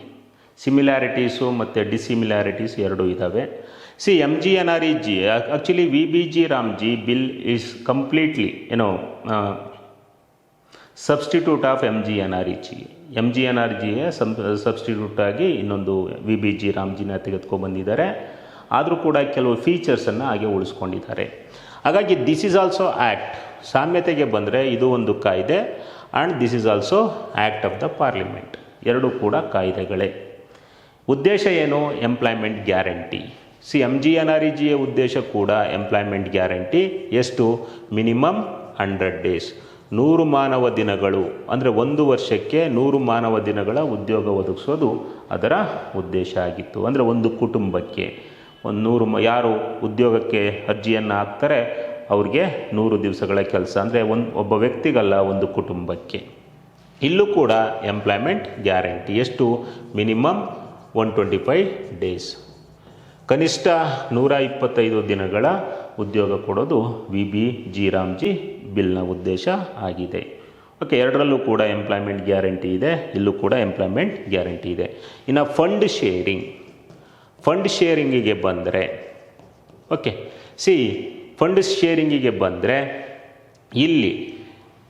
ಇಲ್ಲಿ ಕೇಂದ್ರ ಸರ್ಕಾರ ಎಲ್ಲ ರಾಜ್ಯಗಳಿಗೆ 60-40 ಫಂಡನ್ನು ಕೊಡುತ್ತೆ. 60-40 ಕೇಂದ್ರ ಸರ್ಕಾರ ಶೇರು 60, ರಾಜ್ಯ ಸರ್ಕಾರಗಳ ಶೇರು 40. ಇನ್ನು Himalayan states and north east ಸ್ಟೇಟ್ಗೆ 90-10. ಹಿಮಾಲಯ ರಾಜ್ಯಗಳು ಮತ್ತು ಭಾರತದ ಈಶಾನ್ಯ ರಾಜ್ಯಗಳಿಗೆ ಸೆಂಟ್ರಲ್ ಗೌರ್ಮೆಂಟು 90% ಕೊಡುತ್ತೆ. ಸೊ ಇಲ್ಲಿ 90-10 ಆಗಿದೆ. ಓಕೆ, ಇನ್ನು ಉದ್ಯೋಗ ಖಾತ್ರಿಗೆ ಬಂದರೆ, ಉದ್ಯೋಗ ಖಾತ್ರಿ ಯೋಜನೆಯಲ್ಲಿ 100% ವೇಜ್ ಎಂಪ್ಲಾಯ್ಮೆಂಟ್, ಕೇಂದ್ರ ಸರ್ಕಾರನೇ ಕೂಲಿ ದರವನ್ನು ಕೊಡ್ತಾ ಇತ್ತು. ಸಂಪೂರ್ಣ 100ಕ್ಕೆ 100ರಷ್ಟು ಕೇಂದ್ರ ಸರ್ಕಾರನೇ ಕೂಲಿ ದರವನ್ನು ಕೊಡ್ತಾ ಇತ್ತು. ಇನ್ನು VBG ರಾಮ್ಜಿನಲ್ಲಿ 60-40ಯನ್ನು ಮಾಡಿದ್ದಾರೆ. ಅಂದರೆ ಕೇಂದ್ರ ಸರ್ಕಾರದ ಶೇರು 60, ರಾಜ್ಯ ಸರ್ಕಾರದ ಶೇರು 40. ಹೇಳಿದ್ದೆ ಇದರಲ್ಲಿ ರಾಜ್ಯಕ್ಕೆ ಪ್ಲಸ್ 40% ಅಡಿಷನಲ್ ಆಗಿ 40% ವರೆ ಅವರಿಗೆ ಬೀಳುತ್ತೆ. ಓಕೆ, ಹಾಗಾಗಿ ರಾಜ್ಯ ಸರ್ಕಾರಗಳು ಅದನ್ನು ವಿರೋಧಿಸಿದ್ದಾರೆ. ಇನ್ನು ಮೆಟೀರಿಯಲ್ ಕಾಸ್ಟ್, ಸಾಮಗ್ರಿ ವೆಚ್ಚ, ಮೆಟೀರಿಯಲ್ ಕಾಸ್ಟಲ್ಲಿ ಸೆಂಟ್ರಲ್ ಮತ್ತು ಸ್ಟೇಟ್ ಗೌರ್ನಮೆಂಟು ಹಂಚ್ಕೋತಾ ಇದ್ವು. ಸೆಂಟ್ರಲ್ ಗೌರ್ನಮೆಂಟ್ 75%, ಸ್ಟೇಟ್ ಗೌರ್ನಮೆಂಟ್ 25% ಇತ್ತು. ಇಲ್ಲಿ ಮೆಟೀರಿಯಲ್ ಕಾಸ್ಟಿಗೆ ಬಂದರೆ ಎಗೈನ್ 60-40, ಕೇಂದ್ರ ಸರ್ಕಾರದ್ದು 60, ರಾಜ್ಯ ಸರ್ಕಾರದ್ದು 40. ಅಂದರೆ ಮೊದಲು ರಾಜ್ಯ ಸರ್ಕಾರ 25% ಆಗ್ತಿತ್ತು, ಇಲ್ಲಿ 40% ಆಗ್ತಾ ಇದೆ. ಅಂದರೆ ಅಡಿಷನಲ್ ಆಗಿ ಅವರಿಗೆ 15% ಹೆಚ್ಚುವರಿಯಾಗಿ ಬಂತು. ಅಂದರೆ ಇಲ್ಲಿ 40% ವೇಜು ಪ್ಲಸ್ 15% ಮೆಟೀರಿಯಲ್ ಕಾಸ್ಟು, ಅದು ಕೂಡ ರಾಜ್ಯಗಳಿಗೆ ಹೊರೆ. ಇನ್ನು ಅಡ್ಮಿನಿಸ್ಟ್ರೇಷನ್ ಕಾಸ್ಟ್, ಸಾಮಗ್ರಿ ವೆಚ್ಚ. ಸಾಮಗ್ರಿ ವೆಚ್ಚನೂ ಕೇಂದ್ರ ಸರ್ಕಾರನೇ ಕೊಡ್ತಾ ಇತ್ತು. ಇದರಲ್ಲಿ ಮೊದಲು MGNREGA ಇಲ್ಲಿ 60-40, 60-40. ಅಡ್ಮಿನಿಸ್ಟ್ರೇಷನ್ ಕಾಸ್ಟಲ್ಲೂ ಕೂಡ ಎಗೈನ್ ರಾಜ್ಯಗಳಿಗೆ 40% ಹೆಚ್ಚುವರಿಯಾಗಿ ಹೊರೆ ಬೀಳುತ್ತೆ. ಮತ್ತು ಇದು ಓಕೆ ಡಿಮ್ಯಾಂಡ್ ಡ್ರಿವನ್.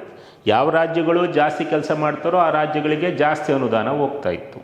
ಓಕೆ, ಕಡಿಮೆ ಕೆಲಸ ಮಾಡಿಸಿದ್ರೆ ಉದ್ಯೋಗ ಖಾತ್ರಿನಲ್ಲಿ ಕಡಿಮೆ ಅನುದಾನ ಹೋಗ್ತಿತ್ತು. ಆದರೆ ಇದು ಸಪ್ಲೈ ಡ್ರಿವನ್, ಅಂದರೆ ಎಲ್ಲ ರಾಜ್ಯಗಳಿಗೂ ವರ್ಷಕ್ಕೆ ಇಷ್ಟಿಷ್ಟು ಅಂತ ಅಮೌಂಟನ್ನು ಹಂಚುತ್ತೆ ಕೇಂದ್ರ ಸರ್ಕಾರ. ಹಾಗಾಗಿ ಆದರೂ ಕೂಡ ಇಲ್ಲೂ ತಾರತಮ್ಯ ಆಗೋ ಸಾಧ್ಯತೆಗಳು ಜಾಸ್ತಿ. ಯಾಕೆಂದರೆ ಇಲ್ಲಿ ಕೇಂದ್ರದಲ್ಲಿ BJP ಇದೆ, ನಮ್ಮ ರಾಜ್ಯದಲ್ಲಿ ಕಾಂಗ್ರೆಸ್ ಇದೆ. ಹಾಗಾಗಿ ಅನುದಾನ ಕಡಿಮೆ ಬರೋ ಸಾಧ್ಯತೆ ಇರುತ್ತೆ. ಅದು ಕೂಡ ಕಾಂಗ್ರೆಸ್ಸು ಏನು ರಾಜ್ಯಗಳು ಏನಿದ್ದಾವೆ CMಗಳು ಅದರಿಂದ ಅದನ್ನು ವಿರೋಧಿಸ್ತಾ ಇದ್ದಾವೆ. ಅಂದರೆ BJP ಗೌರ್ನಮೆಂಟ್ ಇರೋ ಸ್ಟೇಟ್ಗಳು ಅದನ್ನು ವಿರೋಧಿಸ್ತಾ ಇದ್ದಾವೆ. ಇನ್ನು ಪ್ರೋಗ್ರಾಮ್ ಇಂಪ್ಲಿಮೆಂಟಿಂಗ್ ಏಜೆನ್ಸೀಸ್, ಇಲ್ಲೂ ಪ್ರೋಗ್ರಾಮ್ ಅನುಷ್ಠಾನ ಸಂಸ್ಥೆಗಳು ಗ್ರಾಮ ಪಂಚಾಯತ್, ತಾಲೂಕ್ ಪಂಚಾಯತ್, ಜಿಲ್ಲಾ ಪಂಚಾಯತ್. ಇಲ್ಲೂ ಕೂಡ ಗ್ರಾಮ ಪಂಚಾಯತ್, ತಾಲೂಕ್ ಪಂಚಾಯತ್, ಜಿಲ್ಲಾ ಪಂಚಾಯತ್ತು. ಇನ್ನು ಅನ್ಎಂಪ್ಲಾಯ್ಮೆಂಟ್ ಅಲಯನ್ಸ್, ನಿರುದ್ಯೋಗ ಭತ್ಯೆಯನ್ನು ಸ್ಟೇಟ್ ಗೌರ್ನಮೆಂಟ್ ಕೊಡಬೇಕಾಗಿತ್ತು. MGNREGAನಲ್ಲೂ 100%. ಇಲ್ಲೂ ಕೂಡ ನಿರುದ್ಯೋಗ ಭತ್ಯೆ ಅಂದರೆ ಕೆಲಸ ಕೊಡಲಿಲ್ಲ ಅಂದರೆ ನಿರುದ್ಯೋಗ ಭತ್ಯೆಯನ್ನು ಸ್ಟೇಟ್ ಗೌರ್ನಮೆಂಟೇ ಕೊಡಬೇಕಾಗತ್ತೆ. ಇನ್ನು ಕಾಂಪನ್ಸೇಷನ್ ಅಂತಂದರೆ ಪರಿಹಾರ. ಯಾವ ಪರಿಹಾರ? ಅವನು ಕೆಲಸವನ್ನು ಮಾಡಿದ 15 ದಿವಸ ಆದಮೇಲೆ ಅವನಿಗೆ 15ನೇ ದಿವಸಕ್ಕೆ ಅವನು ಕೂಲಿಯನ್ನು ಕೊಡಬೇಕಾಗತ್ತೆ. ಕೊಡಲಿಲ್ಲ ಅಂದರೆ ಪರಿಹಾರನ ಕೊಡಬೇಕು. ಏನು ಕೂಲಿ ಇರುತ್ತೆ ಅದ್ರ ಮೇಲೆ 0.05% ಕೊಡಬೇಕಿತ್ತು. ಅದು ಕೂಡ ರಾಜ್ಯಗಳ ಜವಾಬ್ದಾರಿನೇ ಇತ್ತು. ಉದ್ಯೋಗ ಖಾತ್ರಿನಲ್ಲಿ ಇಲ್ಲೂ ಕೂಡ ರಾಜ್ಯಗಳ ಜವಾಬ್ದಾರಿನೇ ಆಗಿದೆ. ಓಕೆ, ನೆಕ್ಸ್ಟು ಡಿಫ್ರೆನ್ಸಿಗೆ ಬಂದರೆ ಉದ್ಯೋಗ ಖಾತ್ರಿ ಯೋಜನೆ 365 ದಿವಸನೂ ಕೂಡ ಇಂಪ್ಲಿಮೆಂಟ್ ಆಗ್ತಾಯಿತ್ತು. 365 ಡೇಸು ಇಂಪ್ಲಿಮೆಂಟ್ ಆಗ್ತಿತ್ತು. ಆದರೆ ಇದು 365 ಡೇಸ್ ಆಗಲ್ಲ, ಅದರಲ್ಲಿ 60 ಡೇಸು ಪ್ಲ್ಯಾನ್ ಹಾಲಿಡೇ. ಏನು ರೈನಿ ಸೀಸನಲ್ಲಿ ಅಥವಾ ಮುಂಗಾರು ಅಂತ ಏನು ಕರೀತಾರೆ, ಹಾರ್ವೆಸ್ಟಿಂಗ್ ಸೀಸನಲ್ಲಿ 60 ದಿವಸ ಸೊ ಪ್ಲ್ಯಾನ್ ಹಾಲಿಡೇ ಅಂತ ಹೇಳಿ ಆ 60 ದಿವಸನ ಯಾವುದನ್ನು ಅಂತ ಹೇಳಿ ಆ ರೈನಿ ಸೀಸನ್ನಲ್ಲಿ ಅಥವಾ ಮುಂಗಾರಲ್ಲಿ ನಿರ್ಧಾರ ಮಾಡಿಕೊಳ್ಳೋ ಜವಾಬ್ದಾರಿ ರಾಜ್ಯ ಸರ್ಕಾರಕ್ಕೆ ಬಿಟ್ಟಿದ್ದಾರೆ. ಇನ್ನು ಇಂಪ್ಲಿಮೆಂಟಿಂಗ್ ಏಜೆನ್ಸಿಗೆ ಬಂದರೆ ಇಲ್ಲಿ ಸ್ಟೇಟಲ್ಲಿ ಸ್ಟೇಟ್ ಎಂಪ್ಲಾಯ್ಮೆಂಟ್ ಗ್ಯಾರಂಟಿ ಕೌನ್ಸಿಲ್ ಇತ್ತು. ಸೊ ಸೆಂಟ್ರಲಲ್ಲಿ ಸೆಂಟ್ರಲ್ ಎಂಪ್ಲಾಯ್ಮೆಂಟ್ ಗ್ಯಾರಂಟಿ ಕೌನ್ಸಿಲ್ ಅಂತ 2 ಸಂಸ್ಥೆಗಳಿದ್ವು.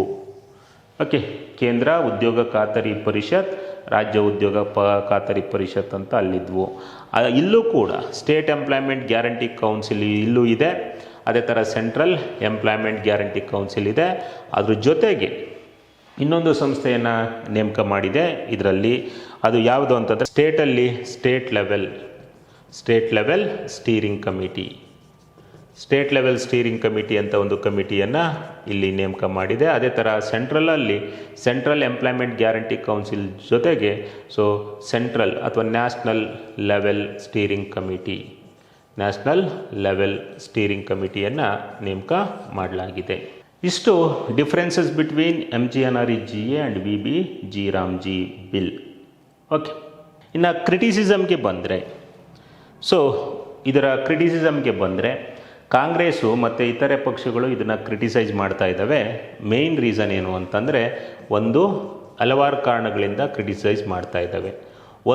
ಈ ಪ್ರೋಗ್ರಾಮಲ್ಲಿ ಮಹಾತ್ಮ ಗಾಂಧಿ ಹೆಸರನ್ನು ಕೈಬಿಟ್ಟಿದ್ದು ರಾಷ್ಟ್ರಪಿತನಿಗೆ ಆದ ಒಂದು ಅವಮಾನ. So it is a great insult to Mahatma Gandhi ಅಂತ ಕಾಂಗ್ರೆಸ್ನ ವಾದ. ಅದೇ ಥರ ಚಿದಂಬರಂ ಅವರು ಹೇಳ್ತಾರೆ ಸೆಕೆಂಡ್ ಅಸಾಸಿನೇಷನ್ ಆಫ್ ಗಾಂಧಿಯ 2ನೇ ಕೊಲೆ ಅಂತ ಅವರು ಹೇಳಿದ್ದಾರೆ. ಇನ್ನು ಪ್ರಿಯಾಂಕಾ ಗಾಂಧಿ ಅವರು ಏನು ಹೇಳಿದ್ದಾರೆ ಈ ಬಿಲ್ನ ಅಂತಂದರೆ, so this it was A revolutionary law that was passed unanimously.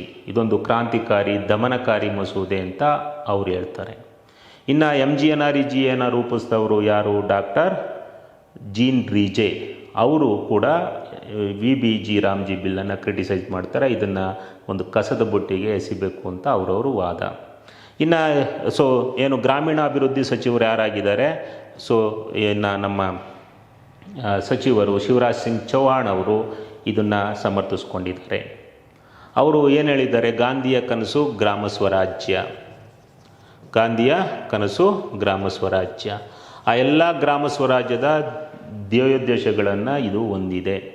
ಅದೇ ಥರ ಗಾಂಧಿಯ ಕನಸು ರಾಮರಾಜ್ಯ. ಆ ಗಾಂಧಿಯ ಕನಸು ರಾಮರಾಜ್ಯದ ಧ್ಯೇಯೋದ್ದೇಶಗಳನ್ನು ಹೊಂದಿದೆ. ಹಾಗಾಗಿ ನಾವು ರಾಮ್ಜಿ ಅಂತ ಹೆಸರನ್ನು ಇಟ್ಟಿದ್ದೀವಿ ಅಂತ ಅವರು ಹೇಳ್ತಾರೆ.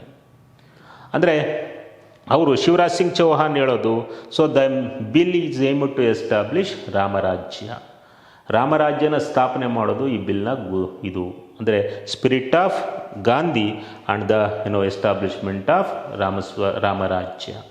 ಸೊ ಗಾಂಧಿಯ ಸ್ಫೂರ್ತಿ ಜೊತೆಗೆ ರಾಮರಾಜ್ಯ ಸ್ಥಾಪನೆ ಮಾಡೋದು ಇದು ಒಂದು ಉದ್ದೇಶ ಅಂತ ಹೇಳಿ ಅವರು ಹೇಳ್ತಾರೆ.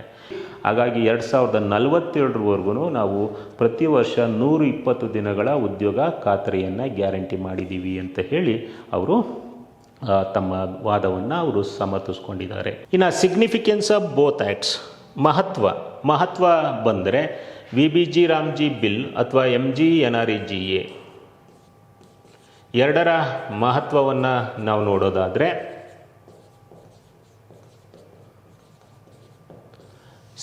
ಲೀಗಲಿ ನಾವು ನೋಡೋದಾದರೆ, ಸೊ ಬೋತ್ ಆ್ಯಕ್ಟ್ ಇದೆರಡೂ ಕೂಡ ಕಾಯ್ದೆಗಳೇ, ಯೋಜನೆಯಲ್ಲ ಕಾಯ್ದೆಗಳು. ಅಂದರೆ ಒಂದು ಆರ್ಡಿನರಿ ಬಿಲ್ಲನ್ನು ಸೊ ರಾಜ್ಯಸಭಾ ಲೋಕಸಭಾದಲ್ಲಿ ಇಟ್ಟು ಪಾಸ್ ಮಾಡಿ ಒಂದು ಆ್ಯಕ್ಟನ್ನು ಮಾಡಿದ್ದಾರೆ, 2 ಉದ್ಯೋಗವನ್ನು ಕೊಟ್ಟಿದ್ದಾವೆ. ಹಾಗಾಗಿ ಏನು ಆರ್ಟಿಕಲ್ 21 ರೈಟ್ ಟು ವರ್ಕ್ ಅನ್ನೋದು ಏನಿದೆ, ರೈಟ್ ಟು ವರ್ಕ್ ಅನ್ನೋದು ಎರಡರಲ್ಲೂ ಬಂದುಬಿಡುತ್ತೆ. ಉದ್ಯೋಗ ಖಾತ್ರಿನಲ್ಲೂ VBG ರಾಮ್ಜಿ ಬಿಲ್ಲಲ್ಲೂ ಕೂಡ ಏನು ರೈಟ್ ಟು ವರ್ಕ್, ಉದ್ಯೋಗದ ಹಕ್ಕು ಅಥವಾ ಕೆಲಸದ ಹಕ್ಕನ್ನು ಸಾಕಾರಗೊಳಿಸೋದಕ್ಕೆ 2 ಪೂರಕವಾಗಿದ್ದಾವೆ ಲೀಗಲಿ. ಹಾಗಾಗಿ 2 act of the parliament. Okay, ಇನ್ನು ಪೊಲಿಟಿಕಲಿ ರಾಜಕೀಯವಾಗಿ ನಾವು ನೋಡೋದಾದರೆ ಅದು ಆ್ಯಕ್ಟ್ ಆಗುತ್ತೆ. So implementing agencies, panchayat Raj institutions.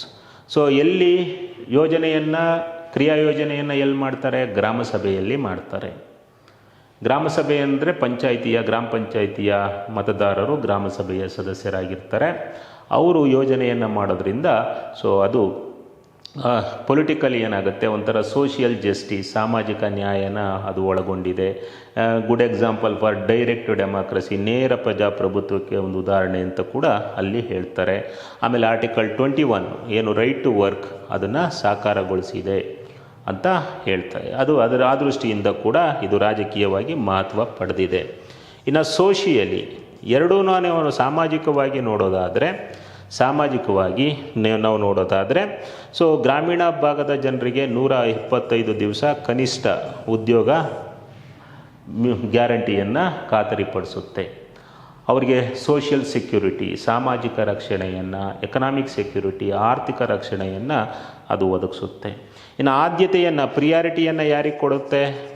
ಮಹಿಳೆಯರಿಗೆ, SC ST, ಅದೇ ಥರ ಡಿಸೇಬಲ್ಡ್ ಅಂಗವಿಕಲರಿಗೆ, ಅದೇ ಥರ ಹಿರಿಯ ನಾಗರಿಕರು. ಹಿರಿಯ ನಾಗರಿಕರಿಗೆ 60 ವರ್ಷ ಮೇಲ್ಪಟ್ಟ ಹಿರಿಯ ನಾಗರಿಕರು, ಸೀನಿಯರ್ ಸಿಟಿಸನ್ ಅಂತ ಏನು ಕರೀತಾರೆ, ಇವರೆಲ್ಲರಿಗೂ ಕೂಡ ಸೊ ಎರಡರಲ್ಲೂ ಕೂಡ ಅವಕಾಶ ಇದೆ. ಹಾಗಾಗಿ ಸಾಮಾಜಿಕವಾಗಿ ಅದು ಮಹತ್ವ ಪಡೆದಿದೆ. ಇನ್ನೊಂದು ಏನಪ್ಪ ಅಂತಂದರೆ ಸೋಷಿಯಲ್ ಆಡಿಟ್, ಸಾಮಾಜಿಕ ಪರಿಶೋಧನೆ. ಯಾರು ಕೆಲಸವನ್ನು ಮಾಡಿರ್ತಾರೆ ಆ ಗ್ರಾಮ ಪಂಚಾಯಿತಿಯ ಜನನೇ ಅವರ ವರ್ಕ್ಗಳನ್ನು ಆಡಿಟ್ ಮಾಡೋದ್ರಿಂದ ಸೋಷಿಯಲ್ ಆಡಿಟ್ ಅನ್ನೋದು ಕೂಡ ಇಲ್ಲಿ ಬರುತ್ತೆ. ಸೊ ಅದು ಒಂದು ವೈಶಿಷ್ಟ್ಯ ಅಂತ ಕೂಡ ಹೇಳ್ಬೋದು. ನೆಕ್ಸ್ಟು ಸೋಷಿಯಲ್ ಆಡಿಟ್ ಆದಮೇಲೆ ನೆಕ್ಸ್ಟು ಎಕನಾಮಿಕಲಿ, ಆರ್ಥಿಕವಾಗಿ ನಾವು ನೋಡೋದಾದರೆ 125 ದಿವಸಗಳ ಉದ್ಯೋಗವನ್ನು ಕೊಡುತ್ತೆ. And creation of rural assets. ಗ್ರಾಮೀಣ ಭಾಗದಲ್ಲಿ ಉದ್ಯೋಗ ನೀಡೋದ್ರ ಜೊತೆಗೆ ಸೊ ಸ್ವತ್ತುಗಳ ನಿರ್ಮಾಣ, ಗ್ರಾಮೀಣ ವಲಸೆಯನ್ನು ತಡೆಯುವಂಥದ್ದು, ಇವೆಲ್ಲ ಅದರ ಒಂದು ರೂರಲ್ ಮೈಗ್ರೇಷನನ್ನು ಚೆಕ್ ಮಾಡುವಂಥದ್ದು, ತಡೆಯುವಂಥದ್ದು ಎಲ್ಲ ಉದ್ದೇಶ ಆಗಿರುತ್ತೆ. ಇವೆಲ್ಲ ಎಕನಾಮಿಕಲಿ ಮಹತ್ವವನ್ನು ಪಡೀತವೆ. ಇಷ್ಟು MGNREGA ಮತ್ತು ಏನು ಪ್ರಸ್ತುತ ಇಟ್ಟಿದ್ದಾರೆ ಬಿಲ್ಲು, VBG ರಾಮ್ಜಿ ಬಿಲ್ನ ಎರಡರ ಒಂದು ಲಕ್ಷಣಗಳು, ಕಂಪ್ಯಾರಿಷನ್ನು. ಇದೇ ಥರ ಮುಂದೆ ಹಲವಾರು ವಿಡಿಯೋಗಳ ಮೂಲಕ ನಿಮ್ಮ ಮುಂದೆ ಬರ್ತೀನಿ. ನಮ್ಮ ವಿಡಿಯೋಗಳು ನಿಮಗೆ ಇಷ್ಟ ಆದಲ್ಲಿ ನಮ್ಮ ಚಾನಲನ್ನು ಸಬ್ಸ್ಕ್ರೈಬ್ ಮಾಡಿ, ನಿಮ್ಮ ಫ್ರೆಂಡ್ಸ್ಗೂ ಶೇರ್ ಮಾಡಿ. Thank you.